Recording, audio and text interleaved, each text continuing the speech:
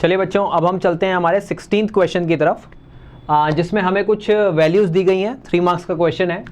तो suppose in an economy the marginal propensity to consume, यानी कि हमारा जो एमपीसी और सारा जो हम इनकम एम्प्लॉयमेंट वाला जो चैप्टर हमारा है, वहाँ से ये क्वेश्चन हमको नज़र आ रहा है। तो जहाँ से हमारा एमपीसी हमको यहाँ पर देखिए गिवन है, तो हमें सबसे पहले क्या करना है, अपना डेटा देख लेना है, कौन कौन सा डेटा हमें गिवन है, और उसी डेटा के बेस पर हम फिर हमारे क्वेश्चन को आइडेंटिफाई करेंगे। ठीक है, तो हमें एमपीसी गिवन है, एमपीसी हमारा 0.8 है। मार्जिनल प्रोपेंसिटी टू कंज्यूम क्या बताता है कि जितनी हमारी इनकम होती है उसमें से हम जो चेंज ऑफ इनकम आता है उसमें से हम कितना मार्केट में खर्च कर देते हैं, यानी कि हमारा कंजम्पशन कितना होता है। तो वो हमारे पास एमपीसी गिवन है हमें, और हमें उन्होंने बताया है कि गवर्नमेंट का जो इन्वेस्टमेंट है, नया मार्केट में गवर्नमेंट इन्वेस्ट करने वाली है, दैट इज 1000 करोड़। तो इट मीन्स नया जो इन्वेस्टमेंट मार्केट में आने वाला है वो कितना है, 1000 करोड़। इट मीन्स अगर हम इसको फॉर्मूले के हिसाब से डिनोट करें तो ये क्या हो गया, डेल्टा आई, जो कि हमें यहाँ पर भी गिवन है, डेल्टा आई 1000 करोड़। तो हमारा 1000 करोड़ का इन्वेस्टमेंट है। अब ये पूछना ये चाह रहा है कि अगर मार्जिनल प्रोपेंसिटी टू कंज्यूम 0.8 है और 1000 करोड़ का इन्वेस्टमेंट एक्स्ट्रा मार्केट में आ रहा है, तो उसकी वजह से हमारी नेशनल इनकम भी इंक्रीज होगी बहुत सारी, और हमारा कंजम्पशन भी अच्छे से बढ़ेगा। तो अब ये पूछ रहा है इसमें कि आपको इस वैल्यू से एक तो इन्वेस्टमेंट मल्टीप्लायर निकालना है।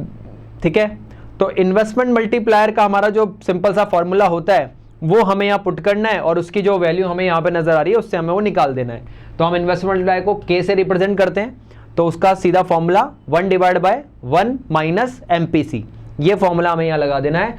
और कुछ मिसिंग वैल्यूज हैं, जो कि ये जो आपको टेबल दे रखी है, शेड्यूल है, इसके अंदर मिसिंग 1 और 2, ये 2 मिसिंग वैल्यूज उसने आपसे पूछी हैं। तो डेल्टा वाई की एक मिसिंग वैल्यू है, डेल्टा सी की एक मिसिंग वैल्यू है। तो डेल्टा वाई क्या है, change in income, delta C change in consumption, delta S change in savings. ठीक है, तो अब यहां पर हमें देखिए डेल्टा सेविंग जो है हमारी, चेंज इन सेविंग, वो तो गिवन है। तो इस क्वेश्चन को करने के अलग अलग तरीके हैं, पर पहले हम जो क्वेश्चन का स्टार्टिंग पॉइंट है वहां पे चलते हैं। और उसने हमसे इन्वेस्टमेंट मल्टीप्लायर पूछा था, तो सीधा पहले इन्वेस्टमेंट मल्टीप्लायर निकाल लेते हैं, जो कि बिल्कुल सिंपल है हमारे पास। हमारा उसका फॉर्मूला 1/1 माइनस एमपीसी, और हमारे पास एमपीसी गिवन था विच इज 0.8। तो हमने जैसे ही 0.8 को वैल्यू में रखा, हमारा आंसर आ गया 5, यानी कि जो हमारा के है इन्वेस्टमेंट मल्टीप्लायर वो कितना आया, 5। ठीक है, तो पहला हमारा आंसर हमें बहुत इजीली और बेसिक तरह से मिल गया, 5 हमारा इन्वेस्टमेंट मल्टीप्लायर है। अब हमें उसने पूछा था मिसिंग वैल्यू में कि साहब आप हमें बताएं फर्स्ट वाला मिसिंग वैल्यू, यानी कि डेल्टा वाई। तो डेल्टा वाई को निकालने के लिए, जैसे कनेक्टेड क्वेश्चन है, हमारे पास के आ गया है, तो के से हम डेल्टा वाई निकाल सकते हैं। फॉर्मूला हमारा क्या होगा, चेंज इन इनकम निकालने का फॉर्मूला आपके पास के इंटू डेल्टा आई, यानी कि चेंज इन इन्वेस्टमेंट को इन्वेस्टमेंट मल्टीप्लायर से मल्टीप्लाई कर दें तो हमारे पास चेंज इन इनकम आ जाएगा। तो जो हमारा डेल्टा आई है वो तो हमें पहले ही गिवन है, वो हम अभी पढ़ के आए हैं, 1000 करोड़ का एक्स्ट्रा इन्वेस्टमेंट, तो वो हमने यहाँ पे पुट किया, और हमारे पास इन्वेस्टमेंट मल्टीप्लायर था 5। ठीक है, तो उससे हमने जब मल्टीप्लाई करके निकाला तो 5000 करोड़, यानी कि जब किसी कंट्री के अंदर 1000 करोड़ का एक्स्ट्रा इन्वेस्टमेंट आएगा और उसका इन्वेस्टमेंट मल्टीप्लायर 5 टाइम होगा, तो वहां पर इनकम में जो चेंज आएगा वो 5000 करोड़ का होगा। ठीक है, तो हमारा डेल्टा जो वाई था वो भी निकल गया। अब हमें डेल्टा सी निकालना है। अब देखिए यहाँ पर डेल्टा सी निकालने के 2 तरीके हैं हमारे पास, या तो हम डेल्टा सी का जो फॉर्मूला है वो यूज करके जिस तरह से यहाँ निकला है वैसे निकाल लें। तो पहला तरीका ये देख लेते हैं, चेंज इन कंजम्पशन को निकालने के लिए हमारे पास फॉर्मूला क्या है। अब कनेक्टिविटी देखिए, पहले के आया तो उससे हमने डेल्टा वाई निकाल लिया, उसके बाद हमारे पास डेल्टा वाई आ गया है, तो अब उससे हम डेल्टा सी निकाल लेते हैं। तो उसका फॉर्मूला हमारे पास क्या है, एमपीसी इंटू डेल्टा वाई। ठीक है, मार्जिनल प्रोपेंसिटी टू कंज्यूम को डेल्टा वाई से मल्टीप्लाई कर दें, तो डेल्टा वाई हमारे पास 5000 आ ही गया है, 0.8 थी हमारे पास एमपीसी, तो इनको हमने जब मल्टीप्लाई किया तो हमारे पास आ गया 4000 करोड़, यानी कि जब 5000 करोड़ की एक्स्ट्रा इनकम जनरेट होगी तो उसमें से 4000 करोड़ का हम कंजम्पशन कर लेंगे। अब ये वाला आंसर इस तरह से भी निकाला जा सकता था, लेकिन हमारे पास एक हिंट भी है कि आप देख रहे हैं कि जब अभी हमने डेल्टा वाई निकाला तो वो आया हमारे पास 5000 करोड़। ठीक है, तो ये जो 5000 करोड़ का डेल्टा वाई आया, अगर हमें यहां पर क्योंकि 1000 करोड़ का डेल्टा एस दिया हुआ है, तो क्यों ना हम ये सीधा कैलकुलेट कर लें कि ये 5000 है, ये 1000 करोड़ है, तो जो बाकी बचा है वो क्या है, वो आपका कंजम्पशन है। 5000 करोड़ की इनकम है, उसमें से हमारी सेविंग है 1000 करोड़, तो जो बाकी बचा वो कंजम्पशन, क्योंकि हमारे पास तो फॉर्मूला ही है कि y is equal to C plus S. हम इस फॉर्मूले को भी यूज करते हैं इसके अंदर। तो ये भी एक हिंट है कि एक निकल जाए तो दूसरा पता लग जाएगा। अगर आपने डेल्टा सी निकाल लिया होता तो आप डेल्टा y इन दोनों को ऐड करके निकाल सकते थे, और ये आ गया तो माइनस करके आप 4000 यानी कि डेल्टा सी निकाल सकते हैं। तो ये भी एक तरीका है। तो बहुत सिंपल सा, हमारे पास उसने दो ही चीज़ें हमसे पूछी थी कि मिसिंग फिगर क्या है और इन्वेस्टमेंट मल्टीप्लायर क्या है, वो दोनों हमें यहाँ मिल गए हैं। ठीक है, चलिए नेक्स्ट क्वेश्चन 16th का ही जो नेक्स्ट क्वेश्चन है वो है sum of average propensity to consume and average propensity to save is always equal to 1। ठीक है, तो ये पूछ रहा है कि क्या जो APC और हमारा APS होता है वो इक्वल टू 1 होता है। तो बिल्कुल, ये तो हम पढ़ के आए हैं।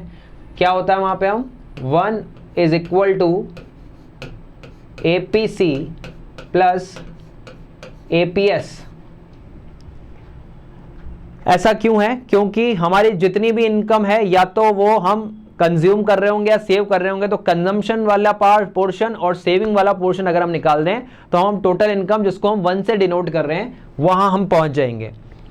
अब ये लाइन तो ठीक है, लेकिन इसे हमें जस्टिफाई करना है कि ऐसा हुआ कैसे, 1 is equal to APC plus APS कैसे हो गया। उसके लिए एक बढ़िया सूटेबल आर्ग्यूमेंट हमें देना है। तो चलिए इसका प्रोसेस देख लेते हैं। यहां पर नेक्स्ट में हमारे पास आता है कि जब हम इनकम, हमारे पास जो हमारा बेसिक फॉर्मूला है वो क्या है कि इनकम इक्वल होती है कंजम्पशन और सेविंग के सम को। ठीक है, वहां पे वो इनकम बन जाती है, क्योंकि इनकम में से कुछ पोर्शन कंज्यूम होगा, कुछ पोर्शन सेव होगा। तो ये हमारे पास एक फॉर्मूला है। अब अगर इसी फॉर्मूले में हम डिवाइड कर दें both side with the equation of y, यानी कि इनकम से डिवाइड कर दें, क्योंकि हमें हमारा जो क्वेश्चन था वो हमसे APC और APS पूछ रहा था, तो इसे हमें y से डिवाइड करना पड़ेगा APC और APS निकालने के लिए। तो हमने इस साइड को, जहां y था, उसको भी y से डिवाइड किया, c divide by y, s divide by y। ठीक है, तो जैसे हमने c डिवाइड बाय y किया, टोटल इनकम में से हम सबको डिवाइड कर रहे हैं, तो c डिवाइड बाय y है क्या, वो APC है। APC का फॉर्मूला क्या है, c डिवाइड बाय y, और APS का फॉर्मूला क्या है, s डिवाइड बाय y। तो यहां तो c डिवाइड बाय y को हमने APC लिखा, s डिवाइड बाय y को हमने APS लिखा, और यहां पर जब हमने y डिवाइड बाय y किया तो y से y कट होने पर हमारे पास 1 आया। ठीक है, तो इस फॉर्मूले को सेटल करने से हमें मिला 1 divide by APC plus APS, और यही हमारा जस्टिफिकेशन था कि जब हमारा फॉर्मूला जो हमें कह रहा है उसी से हम इस तक पहुंचे हैं। कोई इलॉजिकल यहाँ पे बात हम नहीं कर रहे, थ्योरेटिकली मैंने आपको बताया और इसको हमने मैथमेटिकली भी सॉल्व कर लिया। ठीक है, तो the sum of average propensity to consume and average propensity to save is always equal to 1। ठीक है, तो ये भी हमारा क्वेश्चन हो जाता है। चलिए अब 16 का बी क्वेश्चन हमारे पास आता है। यहाँ पर भी हमको इसी टाइप से एक क्वेश्चन उन्होंने दिया हुआ है, जिसके अंदर वो बोल रहे हैं suppose in a hypothetical economy. अब एक इकोनॉमी का एग्जांपल, मतलब उन्होंने माना है कि कोई ऐसी इकोनॉमी है जहां पर saving of 20% of their additional income, यानी कि जो सेविंग है वो हमारी इनकम की 20% है। ठीक है, तो जितनी भी हमारी इनकम में चेंज आता है उससे हम सेविंग, यानी कि MPS हमारे पास यहाँ पे आ जाते हैं। ठीक है, तो इसके बेसिस पर, क्योंकि 20% हम बचाते हैं, तो हम जो MPS है वो सारा किस पे, 1 की वैल्यू पे अगर हम देखें तो ये कितना हो जाएगा, 0.2%। हम 100 पे निकालते हैं, अगर उसको 1 पे निकालेंगे तो 0.2 आ जाएगा। ठीक है, तो जो 0.2 है वो हमारा MPS बन गया है यहाँ पे, तो हमारे को MPS मिल गया है। और हमारा जो इन्वेस्टमेंट है वो 100 है। मान लीजिए इस जगह पर जहां पर हमारी सेविंग जो है वो 20% ऑफ इनकम होती है, वहां पर हम 100 का तो इन्वेस्टमेंट करते हैं, यानी कि आई हमारे पास है, और हमारा इक्विलिब्रियम इनकम लेवल जो है इस जगह पर 700 है, तो हमारे पास वाई है। ठीक है, अब चलिए इसको डिनोट करते हैं। अब हमें पता क्या करना है, इसके अंदर हमें निकालनी है dis saving at zero level of income. तो ये निकालने के लिए पहले हमें डिस सेविंग का मतलब क्लियर करना चाहिए कि डिस सेविंग्स क्या होती है। जब आपका इनकम आप पूरा खर्च कर चुके हैं, उसके बावजूद भी आपके खर्चे उससे आगे जा रहे हैं, तो क्या करना होता है, हमारे जो सेविंग्स हमारे पास पुरानी पड़ी होती हैं उसमें से हम कुछ पैसा निकालते हैं और उस टाइम पे जब हमारे पास इनकम जीरो हो चुकी है, उन एक्सपेंसेस को कवर हम वहाँ से करते हैं। तो हमने अपनी सेविंग में से पैसा निकाल करके अपनी ज़रूरतों को पूरा किया, that is become dis saving. ठीक है, नॉर्मली एक पर्सन क्या करता है, जितनी उसकी मंथली इनकम आती है उसमें से एक्सपेंस करता है, लेकिन किसी मंथ अगर आपके एक्सपेंस ज़रूरत से ज़्यादा हो गए हैं तो आप अपनी एफडीज में से, पास में पड़ी हुई सेविंग से पैसा निकालते हैं, तो अब वो सेविंग कम हो रही है, that is called dis saving. तो हमें ये बताना है कि इस लेवल पर जब इक्विलिब्रियम लेवल ऑफ इनकम 700 है, तो वहाँ पर इनकम जीरो अगर पूरी मान लें, यानी कि सारी इनकम आपकी खर्च हो गई है, तो कितनी डिस सेविंग्स वहाँ पे आएंगी। ठीक है, तो डिस सेविंग को हम इस तरह से डिनोट करते हैं, ठीक है, हमारे फॉर्मूले में। तो ये डिस सेविंग हमें यहाँ पे निकाल के देनी है। चलिए, तो जैसा मैंने अभी आपको बताया कि आपका सेविंग का जो पोर्शन दिया गया उससे हमने एमपीएस निकाल लिया, मार्जिनल प्रॉफिट सेव कितनी है 0.2। ठीक है, तो ये आपके यहाँ पे मिल जाएगी आपको। और हमारा जो इन्वेस्टमेंट है वो आई हमारा 100 है और वाई हमारा 700 है। यहाँ पर हमको एक हिंट मिल गया था इस क्वेश्चन को आगे बढ़ाने के लिए कि ये इनकम इक्विलिब्रियम लेवल पर है, यानी कि पूरी कंट्री के अंदर इक्विलिब्रियम आया हुआ। और इक्विलिब्रियम पोजीशन हम हमारा जो इनकम एम्प्लॉयमेंट का चैप्टर है वहाँ पर हम कब मानते हैं कि इक्विलिब्रियम लेवल ऑफ इनकम के ऊपर ये कंडीशन आ जाती है, एस इज इक्वल टू आई, यानी कि जितना हम सेव कर रहे हैं उतना सारा वो इन्वेस्टमेंट में कन्वर्ट हो रहा है। हम अपने घर पे कुछ नहीं रख रहे हैं, सेविंग सारी इन्वेस्टमेंट में जा रही है। ठीक है, तो यहाँ पर S इज इक्वल टू आई होता है जब हमारा इक्विलिब्रियम लेवल ऑफ इनकम होता है। तो इसी फॉर्मूले से हम इसको जस्टिफाइड करेंगे, क्योंकि जो I है वो तो हमें गिवन है विच इज़ 100।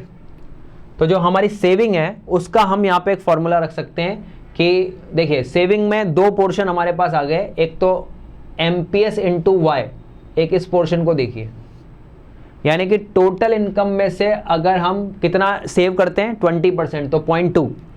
तो यहाँ पर हमारे पास एमपीएस कितना है 0.2 और हमारे पास इनकम कितनी थी 700, तो इसमें से हमारी सेविंग निकल जाएगी। लेकिन उसमें हम एक चीज़ और जोड़ रहे हैं, डिस सेविंग्स, यानी कि वो पैसा जो हमने अपना पूरा इनकम ज़ीरो होने के बाद अपनी सेविंग्स में से निकाला है। तो यही वाला पोर्शन हमें फाइंड आउट करना है। बाकी सारी वैल्यूज देखो, किसी भी फॉर्मूले का तरीका क्या होता है, एक जो भी मिसिंग वैल्यू है वो बाकी की अगर वैल्यूज हमारे पास गिवन हो तो निकाली जा सकती हैं। तो हमारे पास एमपीएस भी था, वाई भी था, आई भी था, तो इसके थ्रू हम ये जो हमारा डिस सेविंग जो हमारी बची है जो हमें नहीं गिवन थी वो निकल के आ जाएगी। तो यहाँ पे जब इसको कैलकुलेट हमने किया तो ये देखिए ये करीबन करीबन कितना आएगा 140 और यहाँ पे 100 है, तो 100 जब ये उस साइड जाएगा तो 100 माइनस 140 तो -40, ये हमारा पॉइंट आ गया जो हमारा डिस सेविंग था। यानी कि हमें अपनी सेविंग में से 40 करोड़ के आसपास का रुपया जो है वो निकालना पड़ेगा इक्विलिब्रियम लेवल पे अपना एक्सपेंडिचर को कंप्लीट करने के लिए। तो यही हमारे पास आंसर आ गया कि dis saving at zero level of income is 40। ठीक है, तो ये आपका एक और आंसर यहाँ पे बनता है। चलिए, उसी के बाद इसका सेकंड क्वेश्चन भी था हमारे पास। ये हमारा फर्स्ट क्वेश्चन था यहाँ तक, 16th का फर्स्ट क्वेश्चन बी क्वेश्चन में, और उसके बाद सेकंड क्वेश्चन हमारे पास आता है जिसमें वो बहुत सिंपल सा आपसे पूछ रहा है, थ्योरेटिकल क्वेश्चन है कि define the effective demand. Effective demand क्या है? तो जैसा हम पढ़ के आए हैं, इफेक्टिव डिमांड क्या होती है, जहां पर हमारी डिमांड और सप्लाई दोनों मैच कर जाए, मतलब जितनी डिमांड आ रही है एग्रीगेट डिमांड उतनी एग्रीगेट सप्लाई मार्केट में अगर आ रही हो तो ऐसी जगह पर जो डिमांड होती है उसे इफेक्टिव डिमांड कहते हैं। ठीक है, तो यहाँ पर अब ये सिचुएशन क्या बोल रहा है कि इफेक्टिव डिमांड की पोजीशन में हम पहुँचते कैसे हैं, एक्सप्लेन द एडजस्टमेंट मैकेनिज्म, हम कैसे एडजस्ट करके जो कंट्री है वो कैसे अपना एडजस्टमेंट बिठाती है और वो पहुंचती है इफेक्टिव डिमांड के लेवल तक, पहला पॉइंट। और उन्होंने एक सिचुएशन हमको बना के दी है कि मान लीजिए अगर हमारा जो डिमांड है वो मोर देन सप्लाई है। राइट नाउ इकोनॉमी के अंदर ऐसे सिचुएशंस आई हुई हैं जहां पर एग्रीगेट डिमांड एग्रीगेट सप्लाई से हाई चल रही है। इसका मतलब फर्म और जो हाउस होल्ड हैं वो डिमांड तो कर रहे हैं ज़्यादा, लेकिन अभी फर्म्स प्रोड्यूस कम कर रही हैं। जितना मार्केट में डिमांड आया हुआ है वो उसको मीट आउट नहीं कर रही हैं, उनका जो इन्वेंट्री है वो शॉर्ट पड़ रहा है। ऐसी सिचुएशन है, तो ऐसे में इफेक्टिव डिमांड तक कैसे पहुंचेंगे? क्योंकि इफेक्टिव डिमांड में हमने क्या बोला कि आपका डिमांड और सप्लाई मैच कर जाना चाहिए। बल्कि यहाँ तो इंडस्ट्री में क्या हुआ है, हमारी जो इकोनॉमी है उसमें क्या हो रखा है कि आपका डिमांड ज़्यादा आया हुआ है और सप्लाई कम है। तो देखिए कैसे हम इसको मैकेनिज्म को कंप्लीट करेंगे। यहाँ पे देखिए पहला तो आपके पास इफेक्टिव डिमांड का हम मीनिंग ले लेते हैं। Effective demand refers to the level of aggregate demand which can be met with aggregating supply. इतनी डिमांड जो सप्लाई से मैच कर जाए, यानी कि जितनी डिमांड आ रही है उसके बराबर की सप्लाई हमें मार्केट में मिल जाए, तो वो इफेक्टिव डिमांड है। ठीक है, लेकिन यहां पर आपको अब जो सिचुएशन है वहां से हमें इफेक्टिव डिमांड पर पहुंचना है। तो सिचुएशन क्या है कि आपका aggregate demand is more than aggregate supply. It means this house hold and firm are planning to consume more. House hold firm consume तो ज़्यादा करने की इच्छा रखते हैं, लेकिन फर्म जो है वो उतना बना नहीं रही है। फर्म का जितना इंटेंशन है प्रोड्यूस करने का, उससे ज़्यादा इंटेंशन नज़र आ रहा है हमारे हाउस होल्ड और फर्म्स का कंज्यूम करने का। ठीक है, तो हमें करना क्या होगा? बड़ा सिंपल सा आंसर है। देखिए अब जब आप फर्म्स के लिए तो अच्छी बात है कि ज़्यादा कंजम्पशन मार्केट में आ रहा है, तो वो क्या करना है, उन्हें अपने प्रोडक्शंस बढ़ाने पड़ेंगे। प्रोडक्शन बढ़ाने के लिए उन्हें एम्प्लॉयमेंट जनरेट करना पड़ेगा, कंट्री में जीडीपी क्रिएट करना पड़ेगा, यानी कि अच्छे लेवल का प्रोडक्शन जितना हम ज़्यादा करेंगे उतना अच्छा हो जाएगा। तो लाइन देखिएगा क्या हो रही है, inventories fall below the desired level हो रही है। तो इस पोजीशन को रिस्टोर करने के लिए प्रोड्यूसर ने क्या करना है, इंक्रीज द आउटपुट।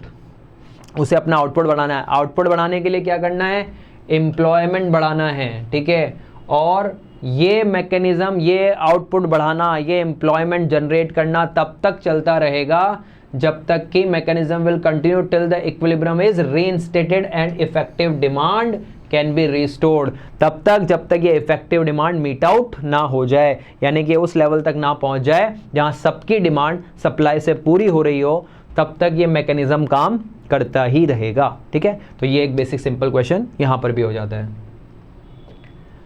चलिए अब बढ़ते हैं हम 17th क्वेश्चन की तरफ, जहां पर हमको एक टेक्स्ट में जो है एक पैराग्राफ है वो हमें गिवन है। इस पैराग्राफ को हमको अच्छे से पढ़ना है और इसी के बेस पर हमें अपने आंसर्स देने हैं। तो इस पैराग्राफ में ये बता रहा है कि जो हमारी गवर्नमेंट है उनके रेवेन्यू जो रिसिप्ट हैं वो काफ़ी अच्छे हो गए हैं। जो टैक्स रेवेन्यूज़ हैं और जो नॉन टैक्स रेवेन्यू है उनमें 14.5% का इंक्रीजमेंट आया है 2023-24 में। तो ये कहना चाह रहा है कि गवर्नमेंट ने काफ़ी अच्छा रेवेन्यू क्रिएट किया है टैक्स और नॉन टैक्स आइटम से 2023-24 में। ठीक है, तो दोनों ही टैक्स और नॉन टैक्स में बहुत बढ़िया ग्रोथ गवर्नमेंट ने दिखाई है। और वो भी कब, जब ग्लोबल ट्रेंड जो मार्केट में आए हुए हैं वहाँ पर कंट्रीज जो बाहर की और कंट्रीज़ हैं उनमें फिस्कल डेफिसिट्स इंक्रीज हो रहे हैं, उनके ऊपर डेट बर्डन्स बढ़ रहे हैं।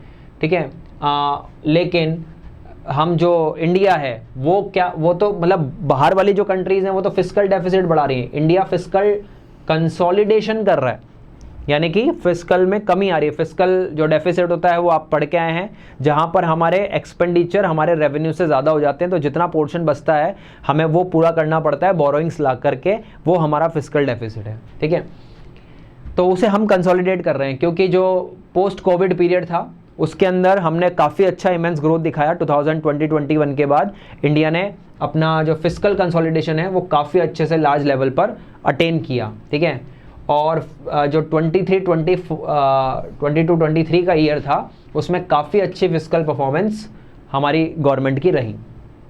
ठीक है, उसके बाद मतलब आपको समझ में आ रहा है ये डेटा आपको किस तरफ ले जा रहा है। गवर्नमेंट ने रेवेन्यूज़ क्रिएट किए हैं, गवर्नमेंट ने अपने फिस्कल डेफिसिट्स को कवर किया है, उस तरफ ये बात हमको लेकर के जा रही है। ठीक है, इसके बाद the fiscal deficit of union government has been brought down. तो जो अब ये वो डेटा दे रहा है कि फिस्कल डेफिसिट कितना नीचे आ गया, जो 6.4 था वो 5.6 पे आ गया, ठीक है।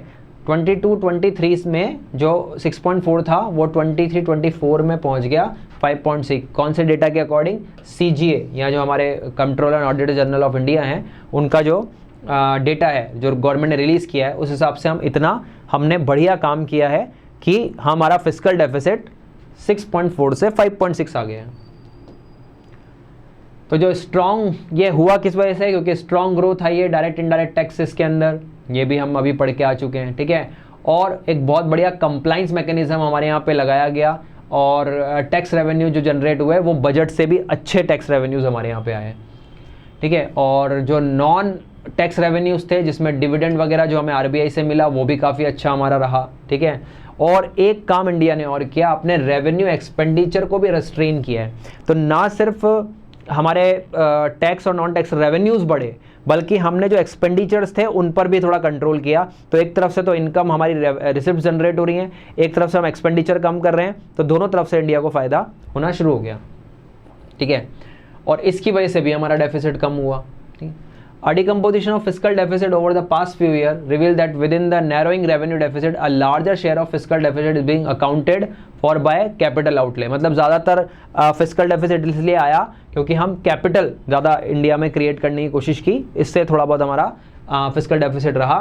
तो भाई क्या कहा हमने? This suggests that the productivity of borrowing resource has improved, यानी कि हमारे यहाँ पर हमने जो बोरोइंग करके हम पैसा लेकर आए उससे भी हमने अच्छी प्रोडक्टिविटी निकाली है।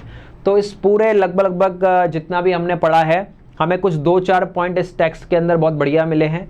एक तो गवर्नमेंट के टैक्स नॉन टैक्स रेवेन्यू बहुत बढ़िया हो गए, गवर्नमेंट ने अपना फिस्कल डेफिसिट गिरा लिया, और गवर्नमेंट ने ना सिर्फ रेवेन्यूज इंक्रीज किए बल्कि अपने एक्सपेंडिचर को भी कंट्रोल किया।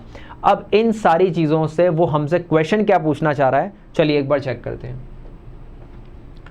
तो यहाँ पर आपको जो क्वेश्चन है वो सीधा आपसे पूछ रहा है differentiate between two type of revenue receipt as indicated. तो बड़ा सिंपल सा क्वेश्चन उसने हमने पूछा कि जो टेक्स्ट गिवन था उसमें कौन से दो रेवेन्यू जो रिसिप्ट्स हैं उनकी बात हुई है। तो हमें ज़्यादा बोलने की यहाँ पे ज़रूरत ही नहीं है। कौन सी हुई है? एक टैक्स और एक नॉन टैक्स रेवेन्यू, जो अभी हम पढ़ के आए। तो उन्हीं को आपको डिटेल में देना है आगे। और elaborate the reason behind reduction of this fiscal deficit of India for financial year 2023-24। तो ऐसे क्या रीज़न रहे कि हमारा फिस्कल डेफिसिट कम हो गया? तो पूरे जो टैक्स था उसके अंदर 2-3 ही रीज़न हमें मिले। पहला, हमने बहुत ज़बरदस्त तरह से अपने टैक्स और नॉन टैक्स रेवेन्यूज़ को इंक्रीज़ किया है। उसके साथ साथ हमने अपनी रेवेन्यू एक्सपेंडिचर्स को कम किया है, अपने प्रोडक्टिविटी को सुधारा है। इन सब चीज़ों की वजह से हमारे फिस्कल डेफिसिट पहले से कम हो गए। तो चलिए आंसर को देख लेते हैं। तो देखिए आपके पास दो टाइप के जो हमारे रेवेन्यू रिसिप्ट्स थी, उसमें टैक्स रिसिप्ट और टैक्स रिसिप्ट में डायरेक्ट और इनडायरेक्ट टैक्स दोनों, वो यहाँ पर नहीं आना है। अगर वो और एलेबोरेट वे में आपसे पूछे तो टैक्स में आपको डायरेक्ट टैक्स जो कि इनकम टैक्स वगैरह आपसे मिलता है, और GST वैट वगैरह जो इनडायरेक्ट टैक्सेस हैं उनसे हमारा कलेक्शन बहुत अच्छा रहा, ठीक है। तो अब वो पूछ क्या रहा है? वो पूछ रहा है टैक्स रेवेन्यूज होते क्या हैं। तो वो क्या है? कंपलसरी ट्रांसफर पेमेंट, यानी कि हर पर्सन को, इंडिविजुअल को, कॉरपोरेशंस को, एंटिटीज़ को अपनी इनकम में से या अपने आप जो उन्होंने रिसिप्ट्स कमाए हैं उसमें से कुछ ट्रांसफर पेमेंट गवर्नमेंट को करने होंगे, दैट इज़ टैक्स रेवेन्यू। ये आपके ऊपर एक इम्पोजिशन है गवर्नमेंट का। और नॉन टैक्स रेवेन्यूज़ जो हैं उसमें गवर्नमेंट को क्या क्या मिलता है? जो भी गवर्नमेंट ने लोन दिए हुए हैं, चाहे स्टेट गवर्नमेंट को चाहे बाहर कहीं भी लोन दिए, उससे इंटरेस्ट की कमाई होगी। गवर्नमेंट के पास शेयर्स होते हैं कंपनी के, वहाँ से डिविडेंड की कमाई होगी। और गवर्नमेंट कुछ फीसेस वगैरह चार्ज करती हैं, जैसे आप देखते हैं लाइसेंस लेने की फ़ीस है, गवर्नमेंट डिपार्टमेंट्स में हम जाते हैं तो कुछ फीसेस लगती हैं, वो सारा भी पैसा गवर्नमेंट के पास ही पहुँचता है, ठीक है। तो ये हमारे नॉन टैक्स रेवेन्यूज़ हो गए। तो ये दो टाइप के रेवेन्यूज़ तो आपको इस टैक्स में मिल गए। अब मेनली जो हमने रीज़न बोला कि हमारा फिस्कल डेफिसिट कम क्यों हुआ, तो उसके रीजंस आपके पास आ रहे हैं कि हमारे डायरेक्ट और इनडायरेक्ट टैक्स जो थे वो बहुत अच्छे से हमें कवर हुए, इम्प्रूव टैक्स कंप्लाइंसेस बहुत अच्छे रहे, और जितना हमने सोचा था उससे ज़्यादा अच्छे नॉन टैक्स रेवेन्यूज़ हमने क्रिएट किए। डिविडेंड हमें बहुत अच्छा मिला RBI से, ठीक है। और इसके साथ साथ लास्ट में हमने अपने रेवेन्यू एक्सपेंडिचर्स को भी बहुत अच्छे से कंट्रोल किया। तो यही सारे पॉइंट, मतलब ये पूरा क्वेश्चन आपको कहीं से नहीं, आपको अपना टेक्स्ट जो गिवन होता है उसी में से उसका आंसर निकाल के हमें देना होता है। बस अपना जो टेक्स्ट है उसको काफ़ी अच्छे से समझना है और उसमें से इसको आंसर करना है, ठीक है। चलिए, ये भी हमारा 17 क्वेश्चन होता है। अब यहाँ पे हमारा जो मैक्रो वाला फर्स्ट सेक्शन था वो हमारा कंप्लीट हो जाता है। अब इंडियन इकोनॉमी वाला जो सेक्शन है वो हम यहाँ से स्टार्ट करेंगे, ठीक है। तो सबसे पहले हमारे पास इंडियन इको के पोर्शन में जो है एमसीक्यू वाला हमारा पोर्शन स्टार्ट होता है, जिसमें करीबन 10 क्वेश्चन हम एमसीक्यू के करेंगे। तो यहाँ से हमारा पहला एमसीक्यू स्टार्ट होता है, जिसके अंदर उसने आपको एक टेक्स्ट दिया हुआ है, उस टेक्स्ट को पढ़ के आपको जो है फिगर आउट करना है कि कौन सा करेक्ट ऑप्शन आएगा। The government has now decided to further promote the development of mutual funds. देखिए क्वेश्चन में मेन वर्ड्स पकड़िए, यहाँ पर गवर्नमेंट जो है वो प्रमोट कर रही है म्यूचुअल फंड्स को, यानी कि गवर्नमेंट चाहती है कि मार्केट में ज़्यादा से ज़्यादा म्यूचुअल फंड्स में जो इन्वेस्टमेंट है वो इंक्रीज़ हो, ठीक है। तो उसके अलावा उसमें प्राइवेट सेक्टर और जो गवर्नमेंट है उन दोनों तरफ से उनका वर्कआउट हो, एक इंटरेस्ट जो है वो लोगों का प्रोटेक्ट हो, सेफ गार्ड हो, यानी कि पब्लिक जो पैसा लगाती है उन्हें पूरी सिक्योरिटी मिले, तो ये भी गवर्नमेंट कर रही है। उसके अलावा healthy growth of capital market, capital market हमारा शेयर मार्केट, बॉन्ड, डिबेंचर का जो हमारा मार्केट है उसका भी बहुत अच्छा ग्रोथ है, ऐसा कुछ रेगुलेशंस गवर्नमेंट लाना चाह रही है। A comprehensive set of guideline is being involve, तो सारा बहुत बढ़िया गाइडलाइन म्यूचुअल फंड्स के लिए बनाया गया है, जिसमें mutual fund, investment, capital market सबकी ग्रोथ है। तो ये पूछना ये चाह रहा है हमसे कि identify the sector which was aforesaid reform was introduce, कि जो ये गवर्नमेंट रिफॉर्म कर रही है तो गवर्नमेंट इसमें किस सेक्टर की बात कर रही है, हमारे इकोनॉमी का कौन से सेक्टर के अंदर ये रिफॉर्म्स नज़र आ रहे हैं। तो देखिए जितने भी वर्ड्स हैं, म्यूचुअल फंड, कैपिटल मार्केट और इन्वेस्टमेंट और पब्लिक, ये सारे के सारे वर्ड हमको किससे कनेक्ट करते हैं, हमारे फाइनेंशियल मार्केट से, क्योंकि ये फाइनेंशियल पैसों की यहाँ पे बात हो रही है, तो इसलिए ये सारे रिफॉर्म्स फाइनेंशियल मार्केट के हैं। तो हमारा आंसर आ जाएगा बी, फाइनेंशियल मार्केट, ठीक है। तो 18 का आंसर फाइनेंशियल मार्केट। इसके बाद आपके पास नेक्स्ट में आता है कि कौन सी इनमें से वो कंट्री है जो कि maintain the monopoly control over India's export import while the rest was allowed with a few other countries. मतलब कौन सी ऐसी कंट्री थी जिसने पूरा इंपोर्ट एक्सपोर्ट अपने कंट्रोल में किया हुआ था इंडिया का, और कुछ ही पोर्शन हमको अलाउ होता था दूसरी कंट्री के साथ काम करना। तो हमें बिल्कुल क्लियर है, जिन्होंने हमारे ऊपर बहुत टाइम तक हमें रूल किया, यानी कि ब्रिटेन, जो हमारा इंडियन इको बताता है कि धीरे धीरे कैसे उसने पूरा एक्सपोर्ट और इंपोर्ट अपने हिसाब से मोल्ड कर दिया पूरा इंडिया का। तो इसका आंसर हमारा आ जाएगा ब्रिटेन, सी पॉइंट, ठीक है। उसके बाद नेक्स्ट क्वेश्चन में आपसे पूछ रहा है कि जो हमारे ह्यूमन कैपिटल वाला चैप्टर है ये वहां से क्वेश्चन है, और ह्यूमन कैपिटल के अंदर कौन कौन सी क्वालिटी होती है, क्या ये जो 3 पॉइंट्स दिए हुए हैं वो क्वालिटी ह्यूमन कैपिटल में है या इनमें से एक है, 2 है या तीनों है, वो हमें देखना है।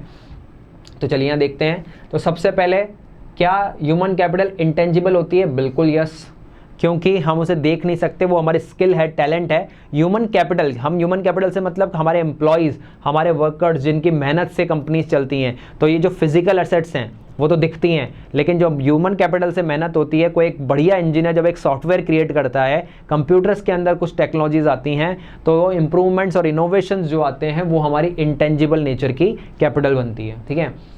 फिर ये कह रहा है कि क्या ह्यूमन कैपिटल इम्परफेक्टली मोबाइल होती है? बिल्कुल सही बात है। कैसे है?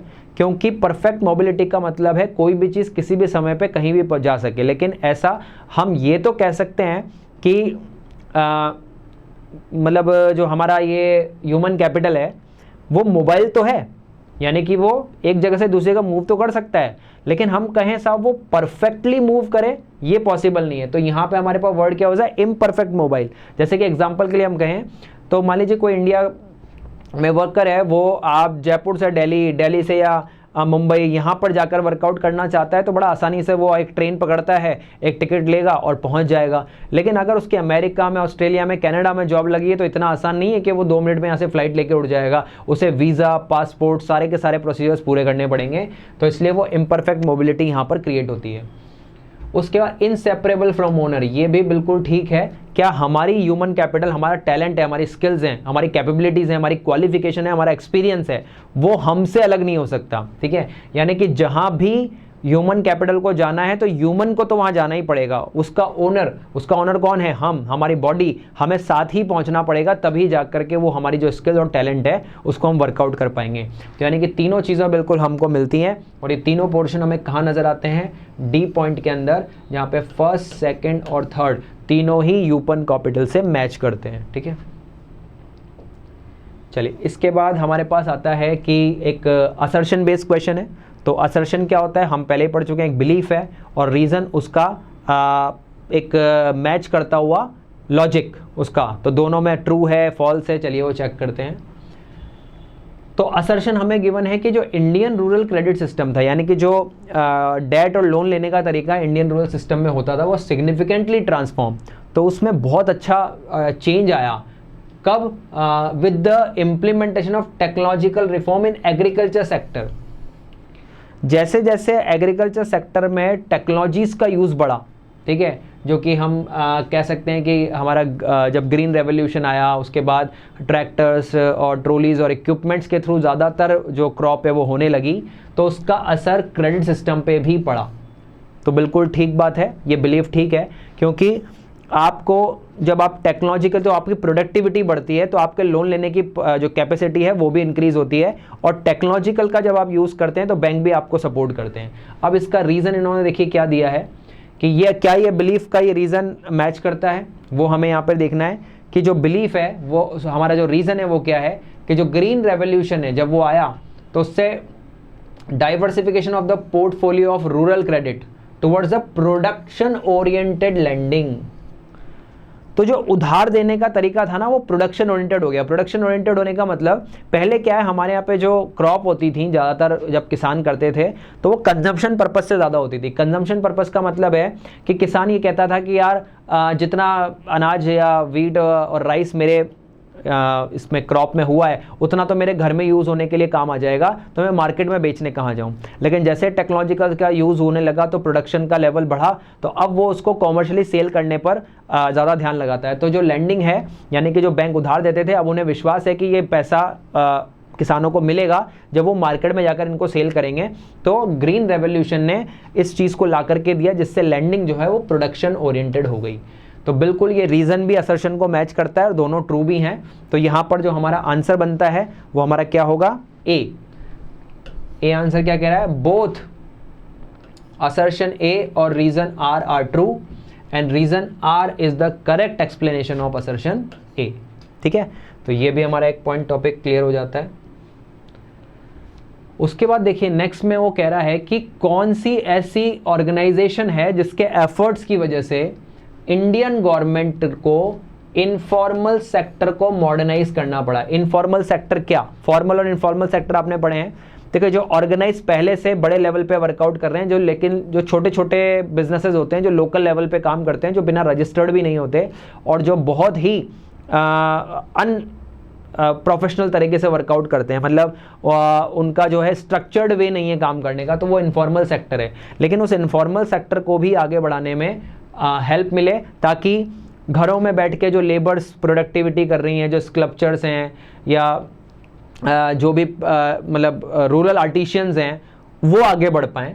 तो इसके एफर्ट्स किसकी वजह से आए, वो आए थे इंटरनेशनल लेबर ऑर्गेनाइजेशन। जो बी पॉइंट है हमारा वो इसका आंसर हो जाएगा। जो आपकी इंटरनेशनल लेबर ऑर्गेनाइजेशन है उन्होंने एफर्ट्स लगाए और इंडिया ने इनफॉर्मल सेक्टर्स में मॉडर्नाइजेशंस किया। ठीक है,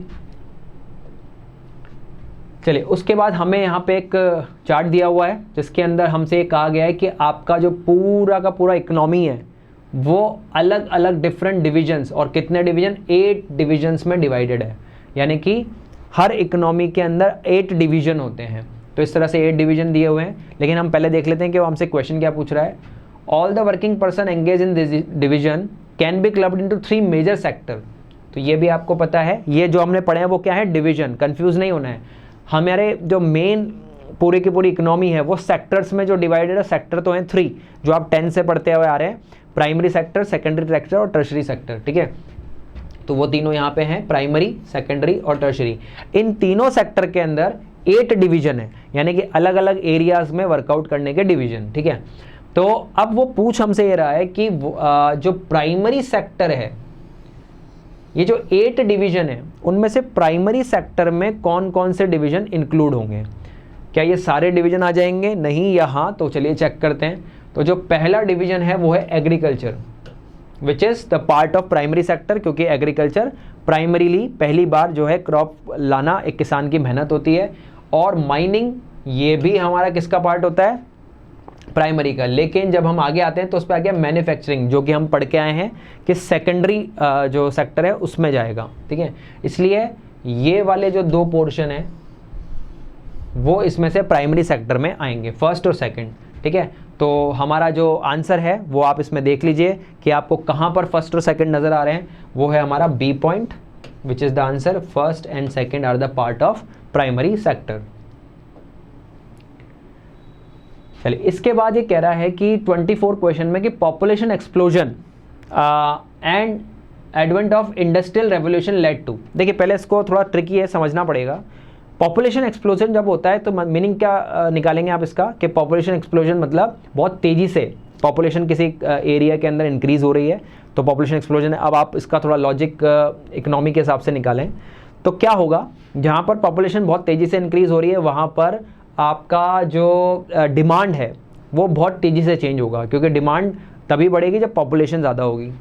और at the same time industrial revolution आया हुआ है। इंडस्ट्रियल रेवोल्यूशन मतलब इंडस्ट्री बहुत तेज़ी से ग्रो कर रही है, तो वहाँ पर इंडस्ट्री सप्लाई भी बढ़ा रही है। तो इंडस्ट्रियल जो रेवोल्यूशन है उसकी वजह से तो सप्लाई में ड्रास्टिक चेंजेस आएंगे, और जो पॉपुलेशन एक्सप्लोजन है उसकी वजह से डिमांड में चेंज आएंगे।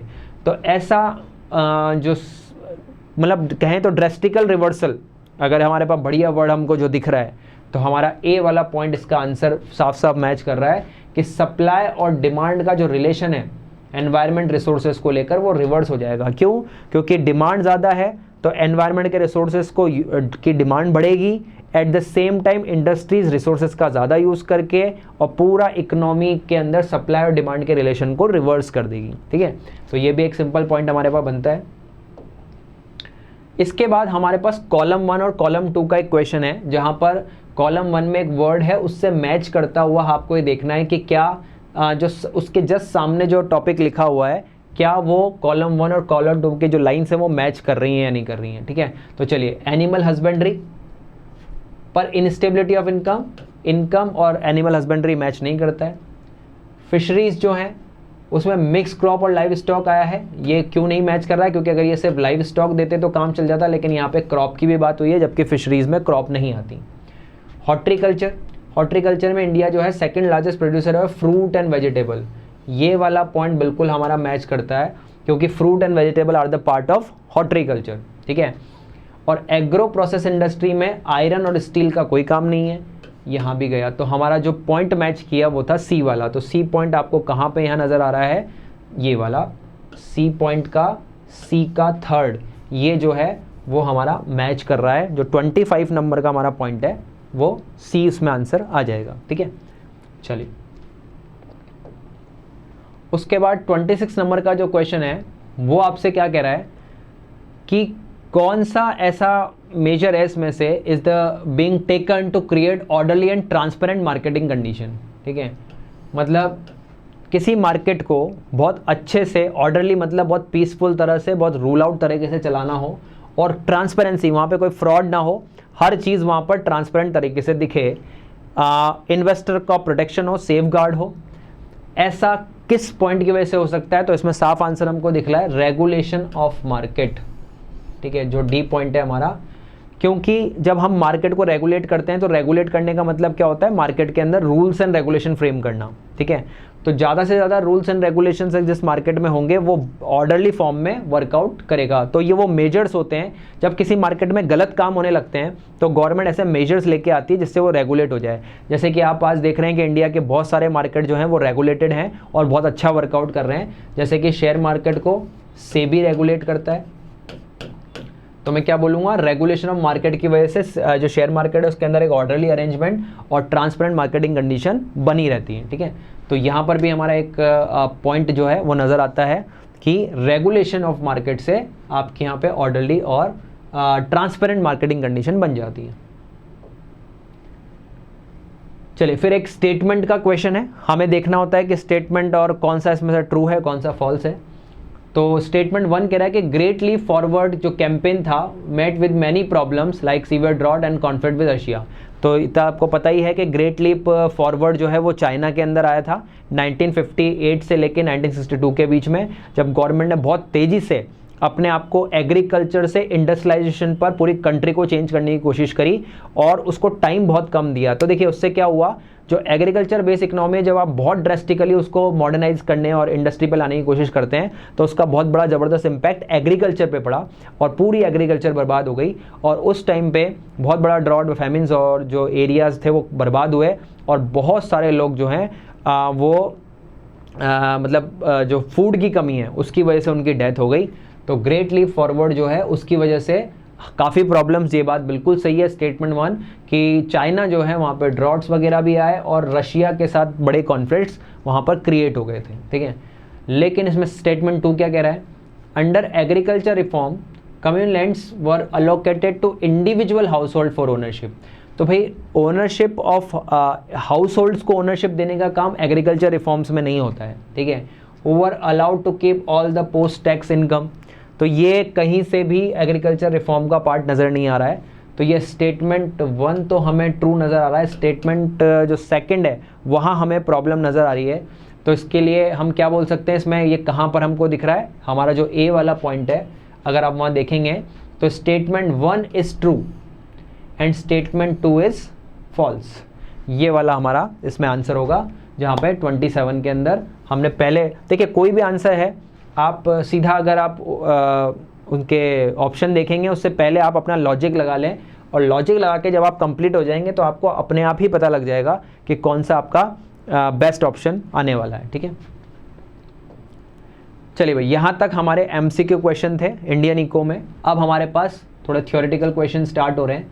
3 मार्क्स में हमारे पास क्वेश्चन आ रहा है कि Pakistan was maintaining a healthy economic growth momentum of 6.3% till 1990 तक। ये कह रहा है कि पाकिस्तान में एक ठीक ठाक सा इकोनॉमिक ग्रोथ आ रहा था, लेकिन पाकिस्तान ने अपना ट्रैक लॉस्ट कर दिया।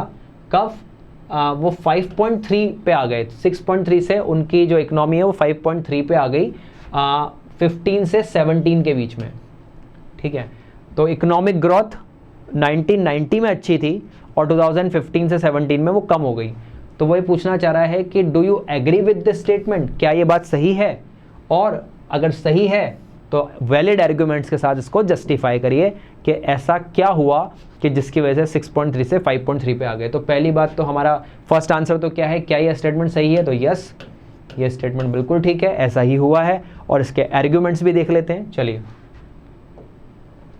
तो पहला आंसर देखिए वही आ गया हमने जो लिया, yes Pakistan maintained a healthy growth rate owing to the introduction of various policies. देखिए पाकिस्तान में भी जैसे इंडिया में आया तो धीरे धीरे इंडिया को कॉपी करके उन्होंने भी अपने यहाँ पे ग्रीन रेवोल्यूशंस को लेकर के आए और इम्पोर्ट सब्सटीट्यूशंस यानी कि ऐसी इंडस्ट्रीज़ लगाई जिसमें बाहर से इम्पोर्ट ना करना पड़े, उन्हीं की कंट्री में सस्टेनेबली वो वर्कआउट कर सकें, ठीक है।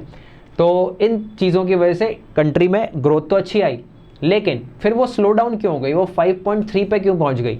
तो उसके बहुत सारे रीज़न जो है यहाँ पे वो बता रहा है, due to several interconnected factors such as agriculture growth and food supply which were largely depend on favourable harvest rather than on systematic process of technological advancement, ठीक है। अब ये क्या था प्रॉब्लम, ये जो लाइंस हैं अगर हम इसको समझने की कोशिश करें तो वो इंडिया में भी ऐसी प्रॉब्लम्स हैं, लेकिन पाकिस्तान में हमसे बहुत ज़्यादा हैं। क्या है, हम टोटली मानसून और जो हमारा वेदर कंडीशंस हैं उस पर डिपेंड करते हैं। जिस साल हमारी एग्रीकल्चर अच्छी हो जाएगी उस साल अपने आप हमारा जीडीपी बढ़िया, हमारा नेशनल इनकम अच्छा आ जाएगा, और जिस साल वो वेदर ख़राब होगा या बारिश की कमी होगी उस साल ही हमारा जो लेवल है वो गिर जाएगा। तो ये भी यही कह रहा है कि यहाँ पर जो एग्रीकल्चर की ग्रोथ है वो क्योंकि डिपेंड करती है कि आप कितना और किस लेवल का हार्वेस्ट आप कर पाते हैं। तो उतना टेक्नोलॉजी पे तो हम डिपेंड है ही नहीं, हमारा कोई सिस्टम तो है ही नहीं कि ऐसे ही टाइम पे काम होगा। तो पाकिस्तान में भी उससे बुरे हाल हैं, और वहाँ पर इस बीच में 15 to 17 के बीच में काफ़ी जो बारिश और वेदर का जो प्रॉब्लम है उसकी वजह से क्रॉप अच्छी नहीं हुई और उस वजह से उनका जो लेवल है ऑफ जीडीपी वो गिरता गया, ठीक है। मोreover पॉलिटिकल इंस्टेबिलिटी, ये बहुत बड़ा रीज़न आप देख सकते हैं। देखिए जब कंट्री इस तरह से वर्कआउट करे कि उन्हें अपने से ज़्यादा फिक्र दूसरे के आगे की बढ़ने की हो। तो कंट्री जब नेगेटिव पॉइंट ऑफ व्यू से वर्कआउट करती है तो उसमें सबसे बड़ा रोल उनकी गवर्नमेंट का होता है। यही प्रॉब्लम हुई पाकिस्तान के साथ भी। पाकिस्तान ने अपने आप को डेवलप करने पर कम ध्यान दिया, जबकि उन्हें इंडिया या बाकी कंट्रीज से जो प्रॉब्लम्स थी उन पे वो ज़्यादा फोकस कर रहे हैं। लाइक आप कहें तो किसी ना किसी तरह से डिस्प्यूट्स क्रिएट करना, हमारा बॉर्डर को लेकर के इश्यूज़ क्रिएट कर देना, टेररिज्म को आगे बढ़ाना, ट्रेनिंग कैंप चलाना, यहाँ पर उनका फोकस थोड़ा ज़्यादा हो गया। तो जो पॉलिटिक्स थी वो उनकी इंस्टेबल थी। इंस्टेबल पॉलिटिक्स का देखिए मतलब ये, इसकी वजह से पॉलिटिक्स इंस्टेबल कैसे होगी। देखिए किसी भी कंट्री में, जैसे आज हम इंडिया का एग्जांपल लें, तो भाई जहाँ पर स्टेबल गवर्नमेंट उसे कहते हैं जो पूरा 5 ईयर अपना कंप्लीट करती है। तो आप लॉजिक लगाइए, आप अगर एक बिजनेसमैन है और आपको पता लगता है कि यार ये गवर्नमेंट 5 ईयर अपने कंप्लीट करेगी, तो आप ऐसी जगह पर अपना इन्वेस्टमेंट बढ़ा दोगे, क्योंकि आपको कॉन्फिडेंस है कि जो रूल्स एंड रेगुलेशन ये गवर्नमेंट बनाएगी वो काफ़ी लंबे टाइम तक चलने वाले हैं, तो आपका इन्वेस्टमेंट भी बढ़ जाएगा। लेकिन अगर आपको पता पड़े कि ये गवर्नमेंट कभी भी गिर सकती है, यहाँ पे बहुत सारा पार्टी सिस्टम है और गवर्नमेंट पे कभी भी अटैक करके कोई भी गवर्नमेंट ख़त्म कर देता है, तो वहाँ पर फिर आपका कॉन्फिडेंस ट्रैक हो जाएगा बिजनेस करने पे। यही हाल पाकिस्तान का है। पाकिस्तान में काफ़ी बार ऐसा हो गया कि वहाँ पर आर्मी जो है वो गवर्नमेंट की जगह पर रूल करने आ गई। कभी कभी वहाँ पे आप सुनते हैं, जैसा पेपर्स में भी हम देखते हैं कि प्राइम मिनिस्टर को ही भागना पड़ जाता है। ठीक है, तो ये जो कंडीशंस हैं उसकी वजह से पॉलिटिकल इंस्टेबिलिटी बहुत ज़्यादा हो गई और इसकी वजह से भी हमारा ये प्रॉब्लम जो पाकिस्तान का है लेवल जो है वो गिर गया। तो वो जो हम देख रहे थे कि उनका जो ग्रोथ है वो 5.3 पे आया, उसका ये एक सेकेंड रीज़न बन गया। ठीक है, उसका एक्सेसिव रिलायंस ऑन रेमिटेंस। अब देखिए धीरे धीरे क्या होता है, जब कंट्री गलत ट्रैक पे होती है तो उसका फ़ायदा उठाने के लिए बहुत लोग आ जाते हैं। ठीक है, तो बड़ी बड़ी कंट्रीज़ ने क्या सोचा कि ये जो कंट्री है इससे क्यों ना हम अपने यहाँ से रेमिटेंस यानी कि डोनेशंस, गिफ्ट, चैरिटीज़ ये सब भेजें, तो ये हमारे कंट्रोल में आएगी।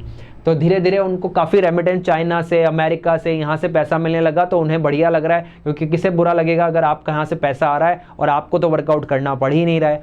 तो ज़्यादातर जब बाहर के पैसे पे आप रिलाई करते हो तो आप पूरा, अगर लोन आ रहा है तो इंटरेस्ट देना पड़ेगा, और डोनेशन एंड चैरिटी आ रहे हैं तो उनकी भी बहुत बड़ी कॉस्ट होती है, आपको अपनी कंट्री उनके कंट्रोल में देनी पड़ती है। तो यहाँ से भी उनको बहुत बड़ा नुकसान हुआ। एंड डिपेंडेंस फॉरेन एड यानी कि सहायता पे चलने लग गई पूरी कंट्री। ठीक है, और इस वजह से पूरी पाकिस्तानी जो इकनॉमी है वो हिंडर कर गई, यानी कि मुसीबत में पड़ गई। ठीक है, तो ये सिंपल सा हमारा कैलकुलेशन था कि जिसके अंदर क्यों हम जो पाकिस्तान है वो 6.3 से लेके 5.3 पे पहुंच गया। चलिए उसके बाद एक और क्वेश्चन आता है जो एडवर्ड बैरियर थे, उन्होंने डिफाइन किया एक सस्टेनेबल डेवलपमेंट। देखिए यहाँ पर जो ये पर्सन है हमारे, sustainable development as a strategic which is directly concern with increasing the material standard of living of the poor at grass root level. तो जो एडवर्ड थे उन्होंने एक स्टेटमेंट दिया कि किसी भी कंट्री के अंदर जो डेवलपमेंट आना चाहिए ना वो कैसा आना चाहिए, सस्टेनेबल डेवलपमेंट, क्योंकि सस्टेनेबल डेवलपमेंट के थ्रू ही आप वहाँ के लोगों का लिविंग स्टैंडर्ड बढ़ा सकते हैं और पुअर्टी को कम कर सकते हैं। तो क्या ये जो स्टेटमेंट है इसे हमें एलेबरेट करना है, एक्सप्लेन करना है, तो उसके लिए देखो पहले आपको सस्टेनेबल डेवलपमेंट को समझना होगा जो हमारा पढ़ा हुआ है। सस्टेनेबल डेवलपमेंट हम उसे कहते हैं जब हम अपने रिसोर्सेज का इतने अच्छे से यूज़ करें कि आज की जो जनरेशन है उसके लिए तो वो रिसोर्स बहुत अच्छे से यूज़ हो ही रहे हैं, लेकिन उसका मतलब ये नहीं है कि आने वाले जनरेशन्स के लिए कुछ रिसोर्सेज बचे ही ना। हमें उन्हें उतना ही यूज़ करना है जितनी अभी हमारी नीड है, और बाकी रिसोर्सेज को आने वाली फ्यूचर जनरेशन के लिए छोड़ देना चाहिए। इट मीन्स देखा जाए उल्टे तरीके से अगर हम इसको देखें तो ग्रेजुअली ग्रो करो। बहुत जल्दी और बहुत तेज़ी से ग्रो करने की जो चाह है वो आपकी कंट्री को बिगाड़ सकती है, जैसा कि अभी हमने ग्रेट लीप फॉरवर्ड में चाइना के साथ देखा कि बहुत ड्रेस्टिकली जब आप चेंज करने की कोशिश करते हैं तो कहीं ना कहीं आप डिक्लाइन कर जाते हैं। लेकिन जब आप धीरे धीरे एक एक स्टेप करके ग्रो करते हैं जहाँ पर आप अपने रिसोर्सेज को भी प्रॉपरली डेवलप कर रहे हो, फ्यूचर जनरेशन्स को भी आपने कंसिडर किया हुआ है, आज के लोगों के लिए भी आपने कंसिडरेशन दिया हुआ है, तो आपकी कंट्री का सस्टेनेबल एक सिस्टम, मतलब कहें तो जैसे कि इंडिया में हम पहले क्या बनाते थे 5 ईयर प्लान, तो 5 ईयर प्लान से क्या हो जाता था कि आपका ये क्लियर हो गया कि आने वाले 5 साल में क्या करना है वो पहले से क्लियर है।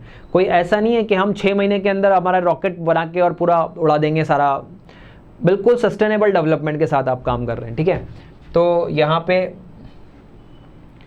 अब जो मीनिंग हमको यहाँ पे लेना है, तो हमारा जो क्वेश्चन था वो क्वेश्चन क्या है, इस स्टेटमेंट को हमको इलेबरेट करना है।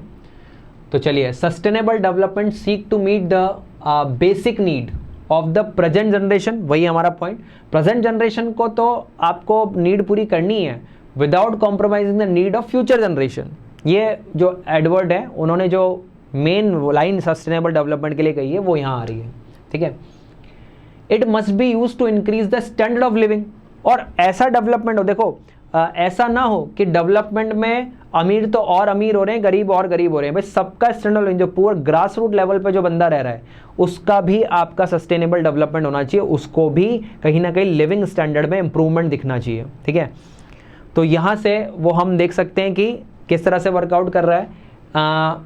It must be use to increase the standard of living of the poor through measurable increase in income, उनकी इनकम में इंक्रीजमेंट आए, एजुकेशन बेटर हो, हेल्थ सर्विसेज बेटर हो, सैनिटाइजेशन बढ़े, मतलब कंप्लीट ओवरऑल वर्क। ऐसा नहीं है कि सिर्फ आपकी कंट्री के अंदर जो है इंडस्ट्रीज बढ़ती जा रही हैं, पैसा तो बढ़ता जा रहा है, लेकिन लोगों का रहने का लेवल खराब हो रहा है, उन्हें सैनिटाइज लेवल नहीं मिल रहे हैं, एजुकेशन पूरी नहीं है, हेल्थ सर्विसेज पूरी नहीं मिल रही है। एवरी एरिया आपका बेटर होना चाहिए। The aim of sustainable development should be to reduce the absolute poverty by, मतलब पुअर्टी पे बहुत बड़ा गेम है। आपको अगर आप अपनी कंट्री की पुअर्टी खत्म नहीं करा पा रहे हैं तो ये आपका जो डेवलपमेंट हो रहा है वो बेकार है सस्टेनेबल डेवलपमेंट के अकॉर्डिंग, ठीक है। उनके लाइवलीहुड क्रिएट करना, फिर डिप्लीशन ऑफ रिसोर्सेज बिल्कुल कम। ऐसा ना हो जाए कि आप रिसोर्सेज को, जैसे हम बोलते हैं ना, प्लंडरिंग ऑफ रिसोर्सेज आप क्रिएट कर रहे हो बहुत ज़्यादा अत्यधिक, कि भाई सारा ही मेरे को इकोनॉमिक, अरे भाई ज़्यादा रिसोर्सेज निकालोगे इकोनॉमिक ग्रोथ तो कर जाएगी, बट आने वाले लेवल पर वो एडवांसमेंट आप क्रिएट नहीं कर पाओगे। तो आपको रिसोर्सेज भी कम यूज़ करने हैं, एनवायरनमेंट को भी हार्म नहीं करना है, कल्चर को भी ख़राब नहीं होने देना है। ऐसा ना हो जाए कि ग्रोथ की अंधी दौड़ में आपका कल्चर ही कहीं चला जाए और आप सिर्फ पैसे कमाने की एक मशीन बन जाओ, ये भी नहीं होना चाहिए। और सोशल इंस्टेबिलिटी भी नहीं आनी चाहिए, यानी कि सोसाइटी में कोई थ्रेट क्रिएट नहीं होने चाहिए, जैसा सोसाइटी जो स्टेबल तरह से, जिस तरह से वो रह रही है वैसा ही चलता रहे। तो ये सारी चीज़ें अगर हो रही हैं आपके यहाँ पे, that is called sustainable development, ठीक है। चलिए 29 का ही बिग क्वेश्चन आपके पास आता है, distinguish between the self employed and hired worker with the help of a suitable example. तो ये आपसे सिंपल सा एक क्वेश्चन है कि सेल्फ एम्प्लॉयड कौन होते हैं और हायर्ड वर्कर कौन होते हैं, एग्जाम्पल समझा दीजिए। तो पहले बेसिक हम अपने लेवल पे समझ लेते हैं।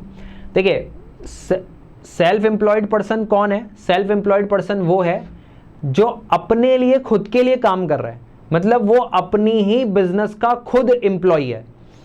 जो कि आप अपने आसपास देखते हैं कि बहुत सारे शॉप्स हैं, बहुत सारे शोरूम्स हैं या दुकानें हैं जहाँ पर लोग सुबह से शाम तक, एक ओनर होता है, वही उस दुकान को खोलता है, वही वहाँ पर परचेजिंग भी करता है, सेल्स भी करता है, कैश भी कलेक्ट करता है। तो वो बंदा अपनी ही दुकान पर सारा वर्कआउट कर रहा है, सुबह 9 बजे से लेकर रात को 9 बजे तक वो दुकान पे बैठा रहता है। ये बंदा सेल्फ एम्प्लॉयड है, उसने अपना खुद का एम्प्लॉयमेंट जनरेट किया हुआ है। लेकिन इसी की जगह जब हायर्ड वर्कर होते हैं तो मेनली क्या डिफरेंस है? हायर्ड वर्कर दूसरों के लिए काम करता है, it is working for others. वो किसी और की ओनर के पास जाएगा, वहां वर्कआउट करेगा और उसको सैलरी मिलेगी, ठीक है। तो सेल्फ एम्प्लॉयड खुद के बिजनेस में वर्कआउट करता है, हायर्ड वर्कर दूसरे के बिजनेस में वर्कआउट करता है, ठीक है। तो चलिए देखते थे इसको। People who own and operate the enterprise to earn their livelihood are known as self employed. अपने खुद का उनका एंटरप्राइज है और अपनी खुद की दुकान पे वो काम करके कमाते हैं। जैसे कि बहुत सारी दुकानें जितनी भी हम ले सकते हैं, सीमेंट शॉप, आपके यहाँ पे सीमेंट बिकता है, किराना, जनरल स्टोर, या आपके यहाँ इलेक्ट्रिक आइटम मिलते हैं। जो भी आप वर्कआउट कर रहे हैं, जितने भी आसपास आप अपनी दुकानें देखते हैं, वो सब सेल्फ एम्प्लॉयड है, ठीक है। लेकिन हायर्ड वर्कर कौन है? अनदर पर्सन ऑर्गेनाइजेशन, मतलब वो किसके लिए काम कर रहा है? Employed for another person and organization and receive compensation in the form of salary and wages. उसको सैलरी एंड वेजेस मिलेगा। जैसे कि आपकी employ working in as a graphic designer, as a marketing agency. एक मार्केटिंग एजेंसी है, उसके अंदर उन्हें ग्राफिक्स बनाने के लिए, पोस्ट बनाने के लिए बंदा चाहिए, वो वहाँ पर as a employ graphic designer काम करता है। तो ये भी एक तरीका है। तो ये बड़ा सिंपल सा पॉइंट था, अपने लिए काम करना और दूसरों के लिए काम करना। चलिए उसके बाद 30 जो हमारे पास क्वेश्चन आता है, the introduction of railway affected the structure of Indian economy in 2 important way, justify the given statement with the valid explanation. ये पूछ रहा है कि जब रेलवे इंडिया में आई तो उसका इंडियन इकोनॉमी के ऊपर बहुत अच्छा इम्पैक्ट हुआ, affected the structure of Indian economy, और वो कौन से 2 इंपॉर्टेंट एरियाज थे जिनके अंदर बहुत बड़ा ड्रास्टिक चेंज हमारे रेलवे के आने की वजह से हुआ। तो इस स्टेटमेंट को जस्टिफाई करिए और इसके लिए वैलिड एक्सप्लेनेशन दीजिए, ठीक है। तो भाई जब रेलवे इंडिया में आई, जो कि हमारे ब्रिटिश टाइम पर इंडिया में जब रेलवे आई थी, तो उसकी आने के बाद हमारे जो पूरा इकोनॉमिकल स्ट्रक्चर है उस पर क्या इफेक्ट पड़ा है वो देखते हैं। The introduction of railway affected the structure of Indian economy in 2 important ways. सबसे पहला बड़ा काम जो इंडिया में हुआ रेलवे आने से, एक तो लॉन्ग डिस्टेंस जो ट्रैवल था लोगों का वो बहुत ईजी हो गया। पहले लोगों के पास इतना ऑप्शन नहीं हुआ करते थे how to go 500 kilometre 700 kilometre का जो जर्नी था, क्योंकि उस टाइम पे कार्स और बाइक्स वगैरह तो होती नहीं थी, बैलगाड़ी या लोग पैदल ही ज़्यादातर जाना आना यूज़ किया करते थे, और जो भी गवर्नमेंट बसेस वगैरह छोटी मोटी होती थी, जो रोड ट्रांसपोर्टेशन था वो इतना लंबा पॉसिबिलिटी नहीं देता था। तो जो लॉन्ग डिस्टेंस ट्रैवल है वो ईजी हो गया, breaking the geographical and cultural barrier. अब आपका कल्चर ज़रूरी नहीं है कि आपके एरिया में सिमट के रहे, अगर आप यहाँ से लॉन्ग डिस्टेंस ट्रैवल करके जाते हैं तो आप अपना कल्चर वहाँ लेके जाएंगे, और जियोग्राफिकल बाउंड्रीज खत्म हो गई, स्टेट की बाउंड्रीज खत्म हो गई, आराम से आप एक स्टेट से दूसरे स्टेट में जा सकते हैं। तो पहला फ़ायदा तो हमें लॉन्ग डिस्टेंस ट्रैवल का हुआ, और दूसरा जो है वो फ़ायदा था कि fostered commercialisation of Indian agriculture, लेकिन which adversely affected the self sufficiency of village economy in India. देखिए कॉमर्शलाइजेशन हो गया, और मेन रीज़न आप समझिए, देखिए ब्रिटिशर्स ने कोई हमारे लिए रेलवे स्टार्ट नहीं करी थी, उन्होंने अपने बेनिफिट के लिए, क्योंकि उन्हें खुद लॉन्ग ट्रैवल डिस्टेंस करना पड़ता पे जाना आना पड़ता था, क्योंकि पूरे इंडिया को उन्हें कंट्रोल करना है, तो वो खुद अपने लिए काम उन्होंने किया। और दूसरा मेजर काम था कि जो विलेजेस एरियाज थे वहाँ से सारी की सारी क्रॉप्स को लेकर के जो है बड़े एरियाज़ में पहुँचने के लिए, जहाँ से वो उसको ब्रिटेन भी भेज सकें और अपने बड़े एरियाज़ में उसको काम ले सकें, तो उनके लिए उन्होंने ये चीज़ बनाई थी। तो कॉमर्शलाइजेशन ऑफ इंडियन एग्रीकल्चर हो गया। क्यों हुई? क्योंकि पहले जब इतने बड़े लेवल का ट्रांसपोर्टेशन अवेलेबल नहीं था तो लोग इतना ही एग्रीकल्चर करते थे जो आसपास कंज्यूम हो जाए या आसपास बिक जाए, लेकिन अब क्योंकि बड़े लेवल पे आपकी चीज़ जा सकती है, तो ऐसी क्रॉप्स आपने पढ़ा है कि जो फूड क्रॉप्स थी उनसे हम कॉमर्शियल क्रॉप में कन्वर्ट कर दिया ब्रिटिशर्स ने, ताकि आसानी से उनको ऐसे ऐसे क्रॉप्स वहाँ से मिले जिनको बेचकर वो काफ़ी पैसा कमा सकें, जिसमें कॉटन वगैरह ये वो ज़्यादातर यूज़ करने लगे। ठीक है, तो इससे विलेज इकोनॉमी को बहुत बड़ा प्रॉब्लम हुआ, सेल्फ सफिशिएंसी उनकी ख़त्म हो गई, क्योंकि अब वो डिपेंडेंट हो गए।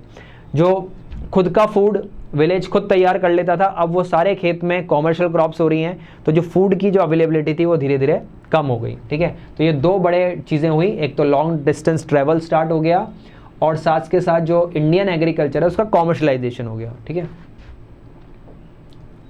चलिए इसके बाद एक और यहाँ पर क्वेश्चन हमारा बी पॉइंट आता है, refer to the given information. अब ये जो गिवन इन्फॉर्मेशन इस टेबल में देखिए आपको क्या दिया हुआ है कि expectation of life at birth, मतलब बर्थ के टाइम पर कितने लोग, एक बच्चा जब बर्थ लेता है तो वो कितने टाइम तक जिएगा, वो 20 से 30 के बीच में वो लाइफ एक्सपेक्टेंसी जो थी वो 26 ईयर 11 मंथ थी, जो कि बढ़कर 32 ईयर और 5 मंथ हो गई। ठीक है, और 10 की एज के बाद, मतलब जब बच्चा 10 साल का हो जाता है तो फिर उसकी एक्सपेक्टेंसी ऑफ लाइफ कितनी हो गई थी, 21 से लेके 30 में वो 36 था, और 41 से 50 में वो 39 हो गई लाइफ एक्सपेक्टेंसी। ठीक है, तो बर्थ के टाइम पे एक्सपेक्टेशन ऑफ लाइफ और 10 एज के बाद एक्सपेक्टेड लाइफ का हमें डेटा दिया हुआ है। तो इस डेटा से हमें क्या फाइंड आउट करना है, answer the following question on the basis of the given information and common understanding. Identify and define the demographic indicator. तो देखिए कौन सा डेमोग्राफिक इंडिकेटर, जो डेमोग्राफिक मतलब पॉपुलेशन से रिलेटेड डेटा, उससे काफ़ी सारे इंडिकेटर्स हमने पढ़े हैं, जैसे कि लिटरेसी रेट, मॉर्टेलिटी रेट, ये सब हम पढ़ के आते हैं। तो उसमें से कौन सा इंडिकेटर इसमें नज़र हमको आता है। ठीक है, तो यहाँ पर टोटल एक्सपेक्टेशन ऑफ लाइफ की बात होती है, तो जो हमारा आपने पढ़ा है लाइफ एक्सपेक्टेंसी, इस वाले डेटा के लिए हम जो इंडिकेटर यूज़ करते हैं कि एक बच्चा जब आता है, पैदा होता है, तो वो कितना जिएगा, और 10 साल का हो जाता है तो उसके बाद वो कितना जिएगा, उसकी एक्सपेक्टेंसी लाइफ एक्सपेक्टेंसी कहलाएगी। ठीक है, लिस्ट एनी 2 सच डेमोग्राफिक इंडिकेटर, और कोई इंडिकेटर जो डेमोग्राफिक में हम यूज़ करते हैं उनके बारे में बताइए। और state the stage of demographic transition India enter into 1921। 1921 is the year of great divide. इस ईयर में हम कौन से डेमोग्राफिक ट्रांजिशन की स्टेज में आ गए थे, ये हमें बस सिंपल 3 क्वेश्चन के आंसर हमें देने हैं। तो यहाँ पे देखिए, जो डेमोग्राफिक इंडिकेटर हमें यहाँ पे मिला वो कौन सा था, लाइफ एक्सपेक्टेंसी, यानी कि average number of year a person is expected to live, कितने टाइम तक वो जिएगा, ये बताने वाली चीज लाइफ एक्सपेक्टेंसी कहलाएगी। ठीक है, तो ये भी हमारा पहला क्वेश्चन का आंसर हो गया। दूसरा उसने हमसे पूछा था और कौन कौन से डेमोग्राफिक इंडिकेटर्स होते हैं, तो इन्फेंट मोर्टेलिटी रेट, यानी कि जब बच्चे पैदा होते हैं तो पैदा होते हैं उनमें से कितने बच्चे मर जाते हैं, ठीक है, कितने जिंदा रहते हैं, कितना उनकी डेथ हो जाती है, वो हमारा इन्फेंट मोर्टेलिटी रेट है, जो कि उस टाइम पे 21 से 30 या 30 या 1 से 40 के बीच में काफ़ी हाई रहा, क्योंकि उस टाइम पे मेडिकल फैसिलिटीज़ इतनी नहीं होती थी, तो बच्चे मर ज़्यादा जाते थे। ठीक है, और लिटरेसी रेट तो आप समझते ही हैं, जहाँ पर एजुकेशन का लेवल, उस एरिया के अंदर कितने लोग लिटरेट हैं, कितने लोग इलिटरेट हैं, ये बताने वाली रेट लिटरेसी रेट है। ठीक है, और इंडिया 1921 में डेमोग्राफिक ट्रांजिशन की सेकंड स्टेज में था, जहाँ पे पॉपुलेशन बहुत तेज़ी से ग्रो होती है, तो 1921 में हम उस सेकंड स्टेज में आ गए। ठीक है, तो ये भी आपका सिंपल आंसर हो गया। चलिए, फिर हमारे पास एक 31 क्वेश्चन में आता है कि इंडिया जो है आज के टाइम पे बहुत सारे ग्रुप्स का पार्ट है, मतलब इंटरनेशनल, रीजनल और ग्लोबल ग्रुप्स हैं हमारे, जिनमें बड़े बड़े नाम आते हैं। हम इंडिया मतलब मेंबर है कंट्रीज़ के साथ, उन्होंने एक ग्रुप बनाए हुए हैं जिनमें आप आजकल सुनते हैं G20, सार्क, ब्रिक्स, ये बड़े बड़े जो हैं ग्लोबल इकोनॉमिक ग्रुप्स हैं। ठीक है, in the light of the given statement briefly explain the importance of regional and global economic grouping. आप देख रहे हैं धीरे धीरे ये ग्रुप्स बहुत तेज़ी से बढ़ते जा रहे हैं मार्केट में, इसका मतलब बहुत ये इंपॉर्टेंट होते हैं, इनका कोई ना कोई बहुत इंपॉर्टेंट ऐसा रीज़न होता है जिसकी वजह से हर कंट्री चाहती है कि वो ये ग्रुप में आए, ग्रुप में बनी रहे। ठीक है, तो हमें वही जो इम्पोर्टेंसेज हैं, क्यों बनाते हैं हम ये ग्रुप, उनकी इंपॉर्टेंस हमें देनी है। और एक दूसरा क्वेश्चन है स्पेशल इकोनॉमिक जोन क्या होता है, तो चलिए पहले ये क्वेश्चन ले लेते हैं। जैसा कि आप देख रहे हैं कि हर कंट्री अपना सपोर्ट चाहती है, उन्हें जितना दूसरी कंट्रीज से सपोर्ट मिलेगा और जितना वो दूसरी कंट्री के साथ रहेंगे उनके ग्रोथ के चांसेस उतने ही बढ़ेंगे। तो G20 दुनिया की 20 बड़ी कंट्रीज़ का एक ग्रुप है, जिसमें इंडिया भी है, चाइना भी है, यूरोपियन यूनियन है, रूस है, ये सब मिलकर के इस बड़े ग्रुप को इन्होंने बनाया है ताकि ये कंट्रीज़ दुनिया को ये दिखा सकें कि भाई हमारा जो एरिया है वो काफ़ी स्ट्रॉन्ग है, ताकि कहीं भी जो एक मान लीजिए कहें तो सिक्योरिटी के लेवल पर भी और इकोनॉमिक लेवल पर भी सबका सपोर्ट उनको मिल सके। सार्क कंट्रीज़ में हमारे साउथ एशियन कंट्रीज़ जो हैं वो इसके अंदर आएंगी, जो इंडिया के आसपास के जितने भी कंट्रीज़ हैं, ताकि हमारे पड़ोसी और हम मिलकर अपने डिस्प्यूट्स को खुद ही सॉर्ट आउट करें, और जब भी हमारे पर कोई प्रॉब्लम आए तो हम सब साथ खड़े रहें। इसके लिए सार्क को बनाया गया। ब्रिक्स में तो हमारे पास कंट्रीज़ हैं ही सही, यहाँ पे हमारे पास Russia, China, South Africa, India, ये सब मिल कर के, ब्राज़ील, तो ये सारा ब्रिक्स नेशंस बन जाते हैं। तो ये हमने जो बनाए हैं ये ग्रुप्स जो हैं उनको एक बार देख लेते हैं कि इनका क्या फ़ायदा हमको मिलता है। तो ये जितने भी कंट्रीज़ हैं play a vital role for developing nations like India as they help them to understand the development process of pursued by their neighbourhood Nations.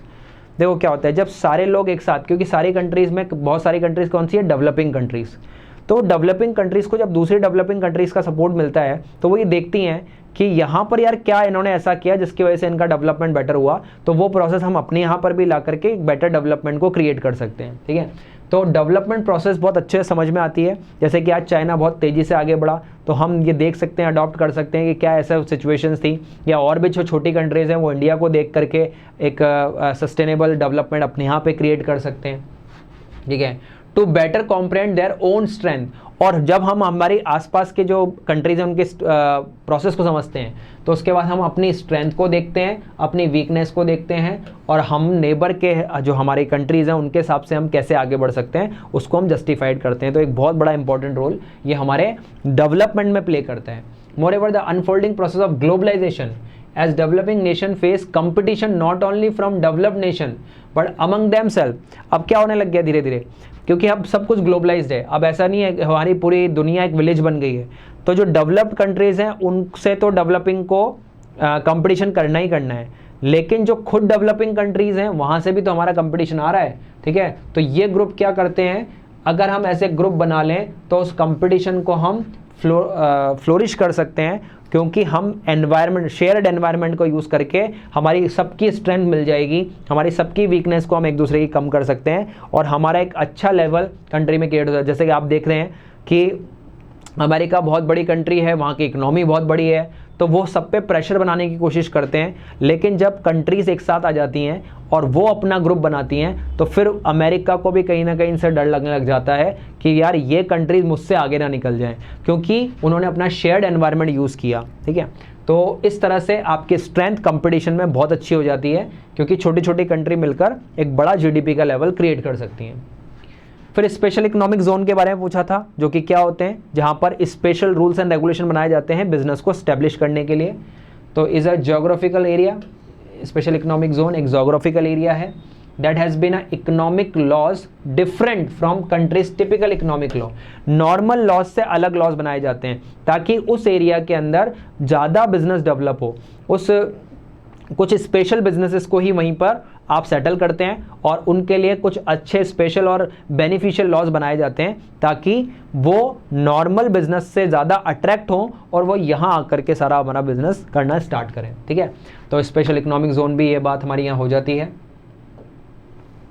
चलिए, फिर आपको एक पिक्चर यहाँ पर दी गई है। इस पिक्चर के अंदर एक पैनल 1 पिक्चर है, पैनल 2 पिक्चर है, और इस पिक्चर को देखकर पहले थोड़ा सा हम जस्टिफाई करते हैं। दोनों में ही सिंपल सा नज़र आ रहा है, क्रॉप हो रही हैं, ठीक है ना, कुछ लोग काम कर रहे हैं, लेकिन आप एक जो बेसिक डिफरेंस में देख सकते हैं, यहाँ पर पीछे पूरा इंडस्ट्रीज़ लगी हुई हैं, धुआं निकल रहा है, यानी कि यहाँ पर टोटल जो है केमिकल्स और मॉडर्नाइज एग्रीकल्चर की तरफ ज़्यादा ध्यान दिया जा रहा है। ट्रैक्टर्स जो हैं वो स्प्रे कर रहे हैं, यहाँ लोग भी स्प्रे कर रहे हैं। तो ये क्या है, ये इस तरह से कहें तो पेस्टिसाइड, यूरिया इस तरह से छिड़का जा रहा है। और यहाँ पर आप देखिए सिर्फ और सिर्फ ग्रीनरी ही ग्रीनरी है, ट्रैक्टर बहुत कम है, ज़्यादातर लोग ही वर्कआउट कर रहे हैं। तो ये जो हमारा ट्रेडिशनल तरीका, ऑर्गेनिक तरीका था खेती करने का, ये वो है। तो अब हम इसे पूछ क्या रहा है वो देखिए। Answer the following question on the basis of the given image. Identify the farming in panel A and panel B. तो बस सिंपल सा उसने आपसे क्वेश्चन यही किया है, पैनल ए कौन सी फार्मिंग है और पैनल बी कौन सी फार्मिंग है। तो चलिए आंसर देखते हैं। तो जो हमारा पैनल ए है वो तो फार्मिंग कौन सी है, कन्वेंशनल फार्मिंग, यानी कि जो चली आ रही है, जिसमें हम नॉर्मली यूरिया, खाद, पेस्टिसाइड वगैरह सब ये डालेंगे और हमारी एग्रीकल्चर हो जाएगी। लेकिन पैनल बी क्या है, ऑर्गेनिक फार्मिंग, जहाँ पर हम ऑर्गेनिक चीज़ों का यूज़ करके इंडिजीनियस तरीके से हमारी जो खेती है वो करेंगे। ठीक है, अब ये कह रहा है एक्सप्लेन एनी एडवांटेज और disadvantage of the type of farming in the panel B over panel A. मतलब पैनल बी वाली फार्मिंग को अगर हम अडॉप्ट करते हैं तो उसका क्या फ़ायदा है और क्या नुकसान है। ठीक है, तो देखिए ऑर्गेनिक फार्मिंग की हम बात कर रहे हैं, तो एडवांटेज देख लेते हैं ऑर्गेनिक फार्मिंग के। Organic farming is a system of farming that rely upon the use of organic inputs. सबसे बड़ा फायदा यहाँ पे सारी की सारी कल्टीवेशन करने के लिए ऑर्गेनिक चीज़ें यूज़ की जाती हैं, और यहाँ पर जो भी मैन्योर्स और कंपोजिट जो यूज़ कर रहे हैं वो बिल्कुल केमिकल फ्री, ठीक है, और सॉइल में कंजर्व होने वाले होते हैं, यानी कि आपको हेल्थ को लेकर के यहाँ पर कोई इशू नहीं होगा, जो भी मिलेगा वो प्योर और बेस्ट मिलेगा। ठीक है, लेकिन डिसएडवांटेज क्या है हमारे सामने कि सबसे बड़ा प्रॉब्लम कि ऑर्गेनिक फार्मर में जो यील्ड्स होती हैं वो लेसर होती हैं, यानी कि प्रोडक्टिविटी गिर जाती है, क्योंकि जब तक आप केमिकल्स और यूरिया फर्टिलाइजर्स का यूज़ करोगे तो क्रॉप उतनी ज़्यादा बेटर आपको दिखेगी। तो द कन्वेंशनल फार्मिंग जो है उसके अंदर प्रोडक्टिविटी ज़्यादा होती है, therefore small and marginal farmer में find it difficult to adopt the large scale production. तो जो छोटे छोटे खेत होते हैं उनमें ऑर्गेनिक फार्मिंग में बहुत ज़्यादा प्रोडक्शन नहीं हो पाता, तो ये भी एक यहाँ पर प्रॉब्लम देखने को मिलती है। फिर यही क्वेश्चन अगर विजुअली इम्पेयर्ड लोगों के लिए आएगा, क्योंकि वो पिक्चर थी, तो उसमें सीधा क्वेश्चन है क्या एडवांटेज है और क्या डिसएडवांटेज है जो कि whole of the farming that restore maintain and enhance the ecological balance of conventional farming. यानी कि सीधा सीधा बोल रहा है कि कन्वेंशनल फार्मिंग से ऊपर जो हम इकोलॉजिकल फार्मिंग जो हम करेंगे उसके बाद क्या एडवांटेज और क्या डिसएडवांटेज आएंगे। तो सेम आंसर यही आना है कि ऑर्गेनिक फार्मिंग के एक बार एडवांटेज बताने हैं, एक बार डिसएडवांटेज बताने हैं। ठीक है, चलिए क्वेश्चन नंबर 33 में फिर से हमें कुछ पढ़ने के लिए टेक्स्ट दिया गया है। Government made a fresh statement of the policy on the 30 April 1956।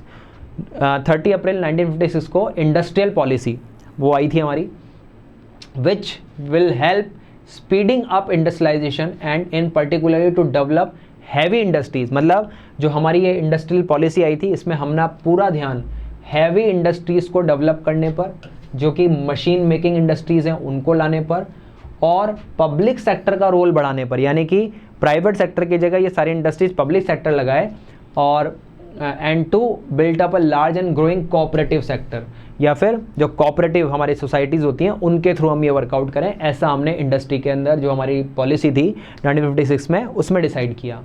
In the light of the given text and common understanding, comment upon the classification of industry under the revised policy. तो ये जो policy थी इसके अंदर हमने industries को revise किया था, तो कौन कौन सी इंडस्ट्रीज़ को हमने इंडस्ट्रियल पॉलिसी में किस तरह से रखा वो हमें देखना है। तो चलिए पहले इसी का आंसर ले लेते हैं। तो देखिए गवर्नमेंट ने क्या किया, बहुत सिंपल सा क्लासिफिकेशन कर दिया। एक वर्ड में यहाँ पे सीधा आंसर है कि ये जो इंडस्ट्रियल पॉलिसी रेजोल्यूशन आया था उसमें गवर्नमेंट ने फर्स्ट कैटेगरी तो वो रखी जिनको एक्सक्लूसिवली सिर्फ गवर्नमेंट ही ओन करेगी, यानी कि वो प्राइवेट हैंड में वो जाएंगी नहीं, प्राइवेट लोग उसमें वर्कआउट ही नहीं करेंगे, वो सारी के सारे बिजनेस गवर्नमेंट ही करेगी। जैसे कि आज भी आप देखते हैं कि रेलवे है, न्यूक्लियर पावर है, इन सब में गवर्नमेंट अपना कंट्रोल रखती है। तो वो इंडस्ट्रीज़ वो हो गई जो गवर्नमेंट के लिए रिजर्व्ड है, प्राइवेट लोग उसमें काम नहीं करेंगे। सेकेंड कैटेगरी वो थी जिसको स्टार्ट तो करेगी गवर्नमेंट, यानी कि ओनरशिप और स्टार्टिंग तो गवर्नमेंट की होगी, लेकिन उसमें हेल्प ली जाएगी प्राइवेट सेक्टर की।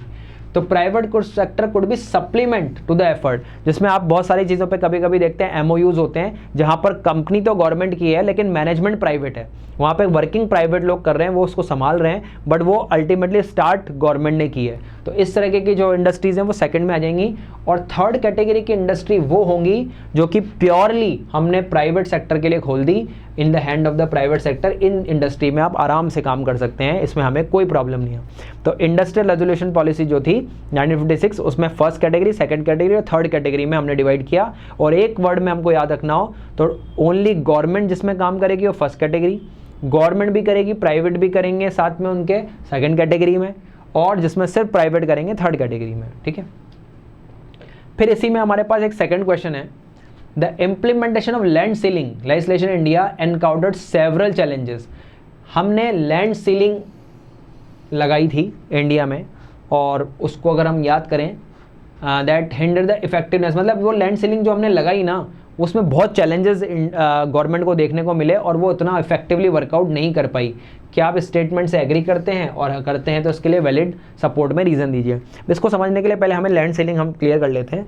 लैंड सीलिंग क्या था कि गवर्नमेंट ने आफ्टर इंडिपेंडेंस जो ज़मींदार जागीरदार होते थे जिनके पास बहुत सारा एरिया ऑफ प्लॉट्स और लैंड्स होता था, उनको रेस्ट्रिक्ट करने के लिए उनके ऊपर एक लैंड सीलिंग का रूल लगाया, जिसमें उनका एक पर्टिकुलर पर्सन के पास कितनी लैंड उनके पास रह सकती है उसका एक लिमिट फिक्स कर दिया।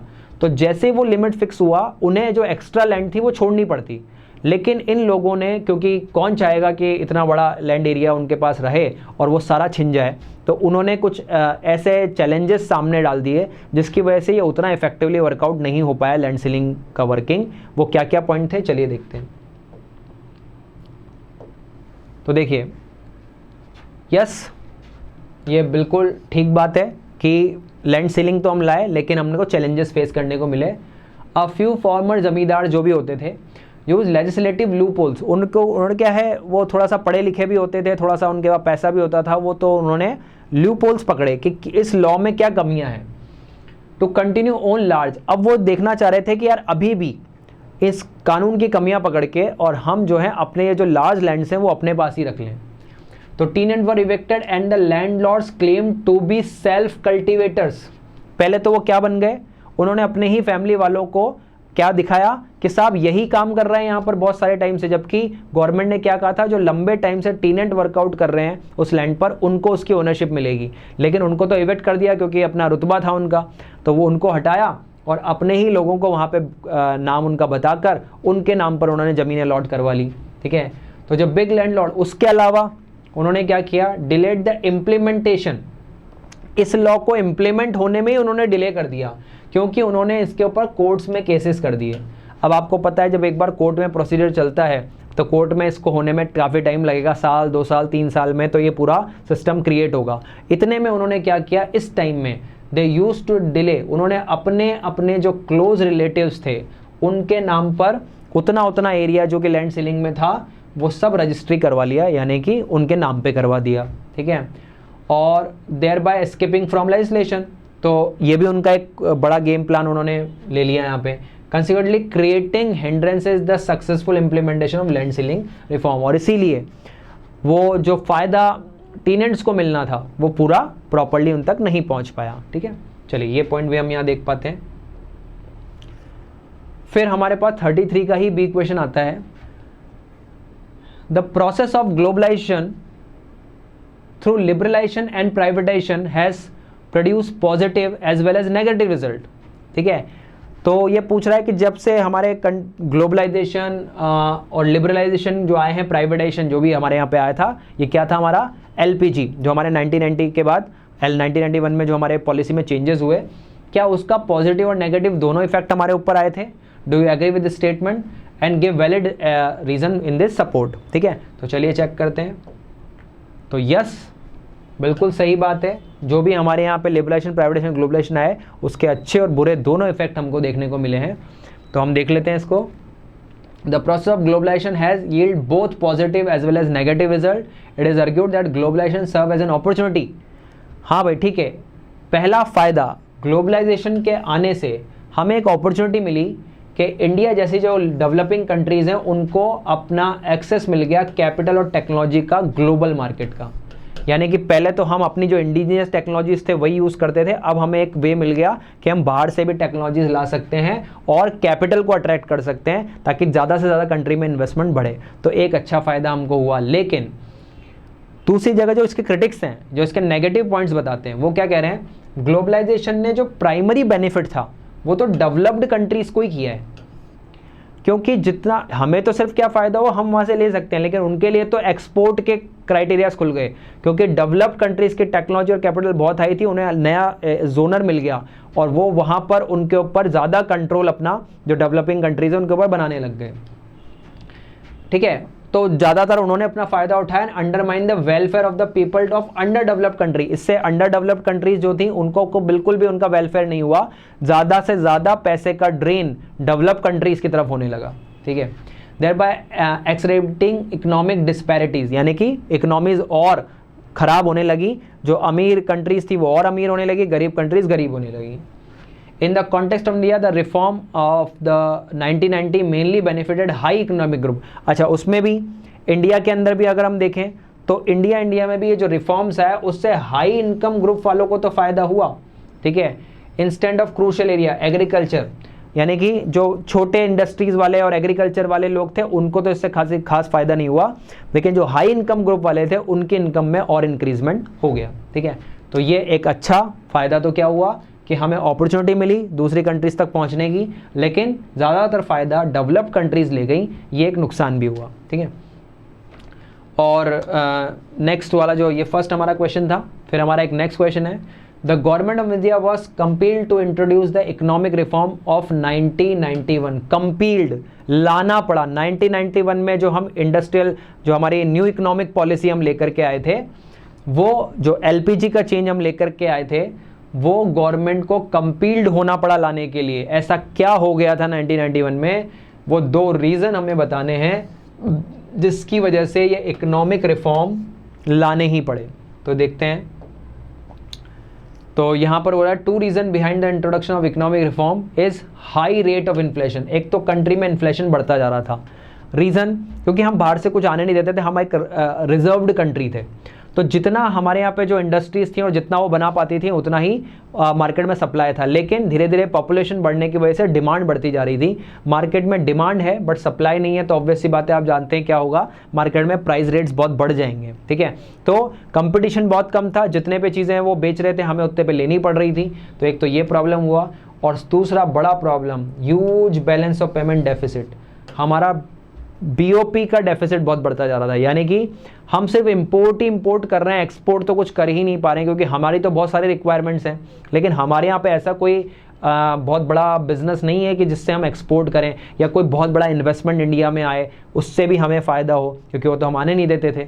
तो इसलिए हमारा ये बैलेंस ऑफ पेमेंट का डेफिसिट ख़त्म करने के लिए और तगड़ा इन्फ्लेशन जो हमारे यहाँ पे आया हुआ था उसको ख़त्म करने के लिए हमें एनी हाउ इस न्यू इकोनॉमिक पॉलिसी 1991 एलपीजी को लाना पड़ा।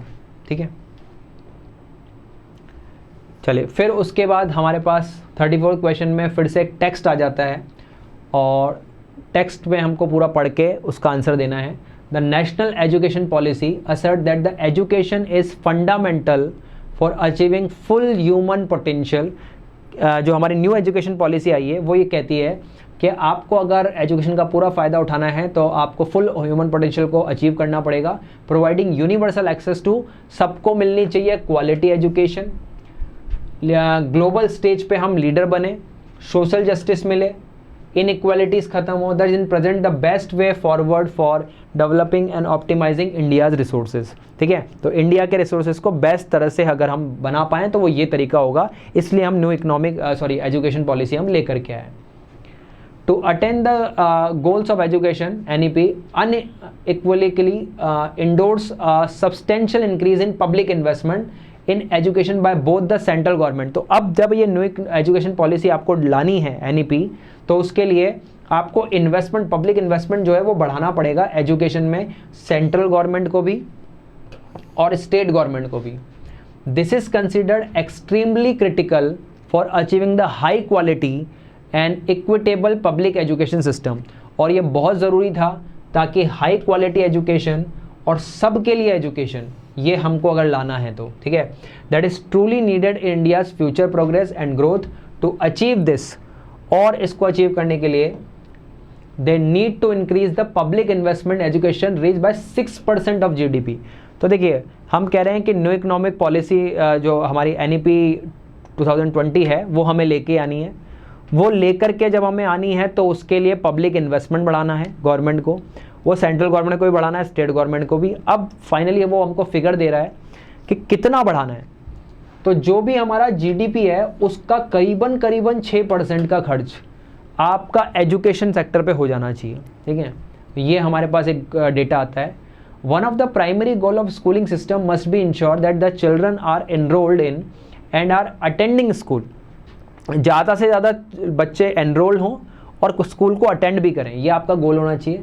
As per the 75th round household survey by NSSO, the number of out of school children in the age of 6 to 17 year is 3.22 crore. यानी कि जो ड्रॉप आउट्स हैं, मतलब 6 साल से लेकर 17 साल की एज में करीबन 3.22 करोड़ बच्चे ऐसे थे जो स्कूल आना ही बंद कर दिया जिन्होंने, या number of out of school childrens, यानी कि जो स्कूल पहुंचे ही नहीं। ठीक है, with a goal to achieve 100% gross enrolment ratio in pre school to secondary level by 2030। यानी कि हम ये चाहते हैं कि 2030 तक 100% जितने बच्चे हैं उनका एनरोलमेंट स्कूल में हो जाए।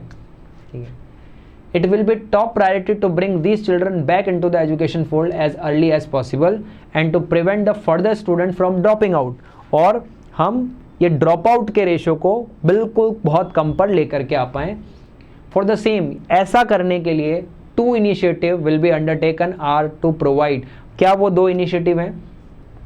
Effective and sustainable infrastructure. देखिए हमारे यहाँ पे सबसे पहले तो इंफ्रास्ट्रक्चर की कमी है, हर जगह पर स्कूल्स की बिल्डिंग्स ही नहीं है, तो जिन गाँव में बिल्डिंग नहीं है वहाँ बच्चा पहुँचेगा कैसे, और जाना भी पड़ता है तो बहुत दूर जाना पड़ता है, तो काफ़ी सारे बच्चे उसकी वजह से पहुँच ही नहीं, मतलब जाते तो हैं लेकिन जल्दी ही ड्रॉप आउट हो जाते हैं। So that the student have an access of the safe and engaging education at all level from pre-primary to grade 12. Infrastructure बढ़ाएं ताकि ग्रेड 12 तक के स्कूल जो हैं वहाँ तक हमारे पास सारे बच्चे पहुँच सकें। और उसके साथ साथ सिर्फ स्कूल की बिल्डिंग्स बनाने के साथ साथ हमें ट्रेंड टीचर्स को लाना है हर स्टेज पर, जो कि special care to be taken to ensure that no school remain deficient of infrastructure support. किसी को इंफ्रास्ट्रक्चर का सपोर्ट और टीचर्स के सपोर्ट की कमी ना हो किसी स्कूल को। ये दो मेन मेजर जो इनिशिएटिव हैं वो हमने टेकन अप किए, ठीक है। तो अब ये जो डेटा अभी हमने देखा, on the basis of this text and common understanding answer the following question. अब इनका हमको आंसर देना है। Education is considered fundamental for achieving human potential, justify the given statement. क्या एजुकेशन फंडामेंटल चीज़ है, यानी कि बेसिक चीज़ है किसी भी ह्यूमन पोटेंशियल को निकालने का? तो क्या ये बिल्कुल सही बात है। जब तक उसको नॉलेज नहीं मिलेगी तो वो टैलेंट निखर के कैसे आएगा? तो यहाँ पे भी ये बात ठीक है। तो पहला हम इसी को समझ लेते हैं। The education is fundamental for achieving potential providing universal access to quality education, ठीक है। कैसे होगा?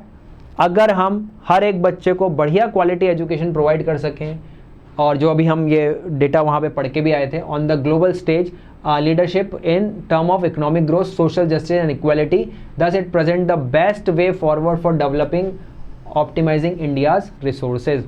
क्या कह रहा है कि जितना ज़्यादा हम क्वालिटी एजुकेशन की तरफ बढ़ेंगे उतना ही ज़्यादा इकोनॉमिक ग्रोथ, सोशल जस्टिस और इनइक्वालिटीज़ का जो कम होंगी और इक्वालिटीज़ आएंगी, तो हमारे रिसोर्सेज मतलब हमारा ये जो ह्यूमन कैपिटल है उसका सबसे बढ़िया यूज़ तभी हो पाएगा। तो ये बात मतलब वो आपसे पूछ रहा है कि इस क्वेश्चन का आंसर उस टेक्स्ट में से निकाल के दीजिए। तो जो हमने भी पढ़ा है वो हमने उसी टेक्स्ट में से निकाला है। फिर discuss the importance of increasing public expenditure, ठीक है। क्या पब्लिक एक्सपेंडिचर को बढ़ाना एजुकेशन पे ज़रूरी है? तो इसका भी हमने डेटा पढ़ा था, जो 6% वाला पॉइंट था हमारा। तो वही आगे देखिए, हाई क्वालिटी और अच्छे एजुकेशन देने के लिए हमें फ्यूचर में और डेवलप करने के लिए इम्पेरेटिव ज़रूरी है कि हम पब्लिक इन्वेस्टमेंट को 6% ऑफ जीडीपी से जितना खर्चा उस पर दें। तो ये भी हमने अपने टैक्स से निकाल लिया। और state any 2 main initiative that may be implemented to tackle the school drop outs. तो लास्ट वाला जो हमारा पैराग्राफ था उसमें से वो पूछ रहा है कि क्या क्या वो इनिशिएटिव हैं जो कि स्कूल ड्रॉप आउट्स को and ever additional student from living the school, उनको रोकने के लिए हम कर रहे हैं। तो जो लास्ट के हमारे 2 ये पॉइंट्स थे, ये वाला आपका, तो ये जो हमारा लास्ट क्वेश्चन होता है ना, जहाँ पे हम टेक्स्ट पढ़ के आंसर देते हैं, ये बिल्कुल आसान होता है, जहाँ पे आप आराम से अपना टेक्स्ट पढ़िए और उसी में से आपको उसका आंसर देना है, ठीक है। तो 2 main initiative which will be implemented to tackle, ये वाला जो पॉइंट है हमारा। तो पहला क्या था? आपको इंफ्रास्ट्रक्चर डेवलप करना है, जो अभी हम पढ़ के आए थे प्री प्राइमरी से लेके ग्रेड 12 तक, और regular train teachers at each stage, ठीक है, आपके होने चाहिए, ताकि आपका बढ़िया कोई भी स्कूल में डेफिशिएंसी ना तो इंफ्रास्ट्रक्चर की रहे ना ट्रेंड टीचर्स की रहे, ठीक है। चलिए, ये आपका 34 क्वेश्चंस का पूरा पेपर कंप्लीट हो जाता है। Thank you.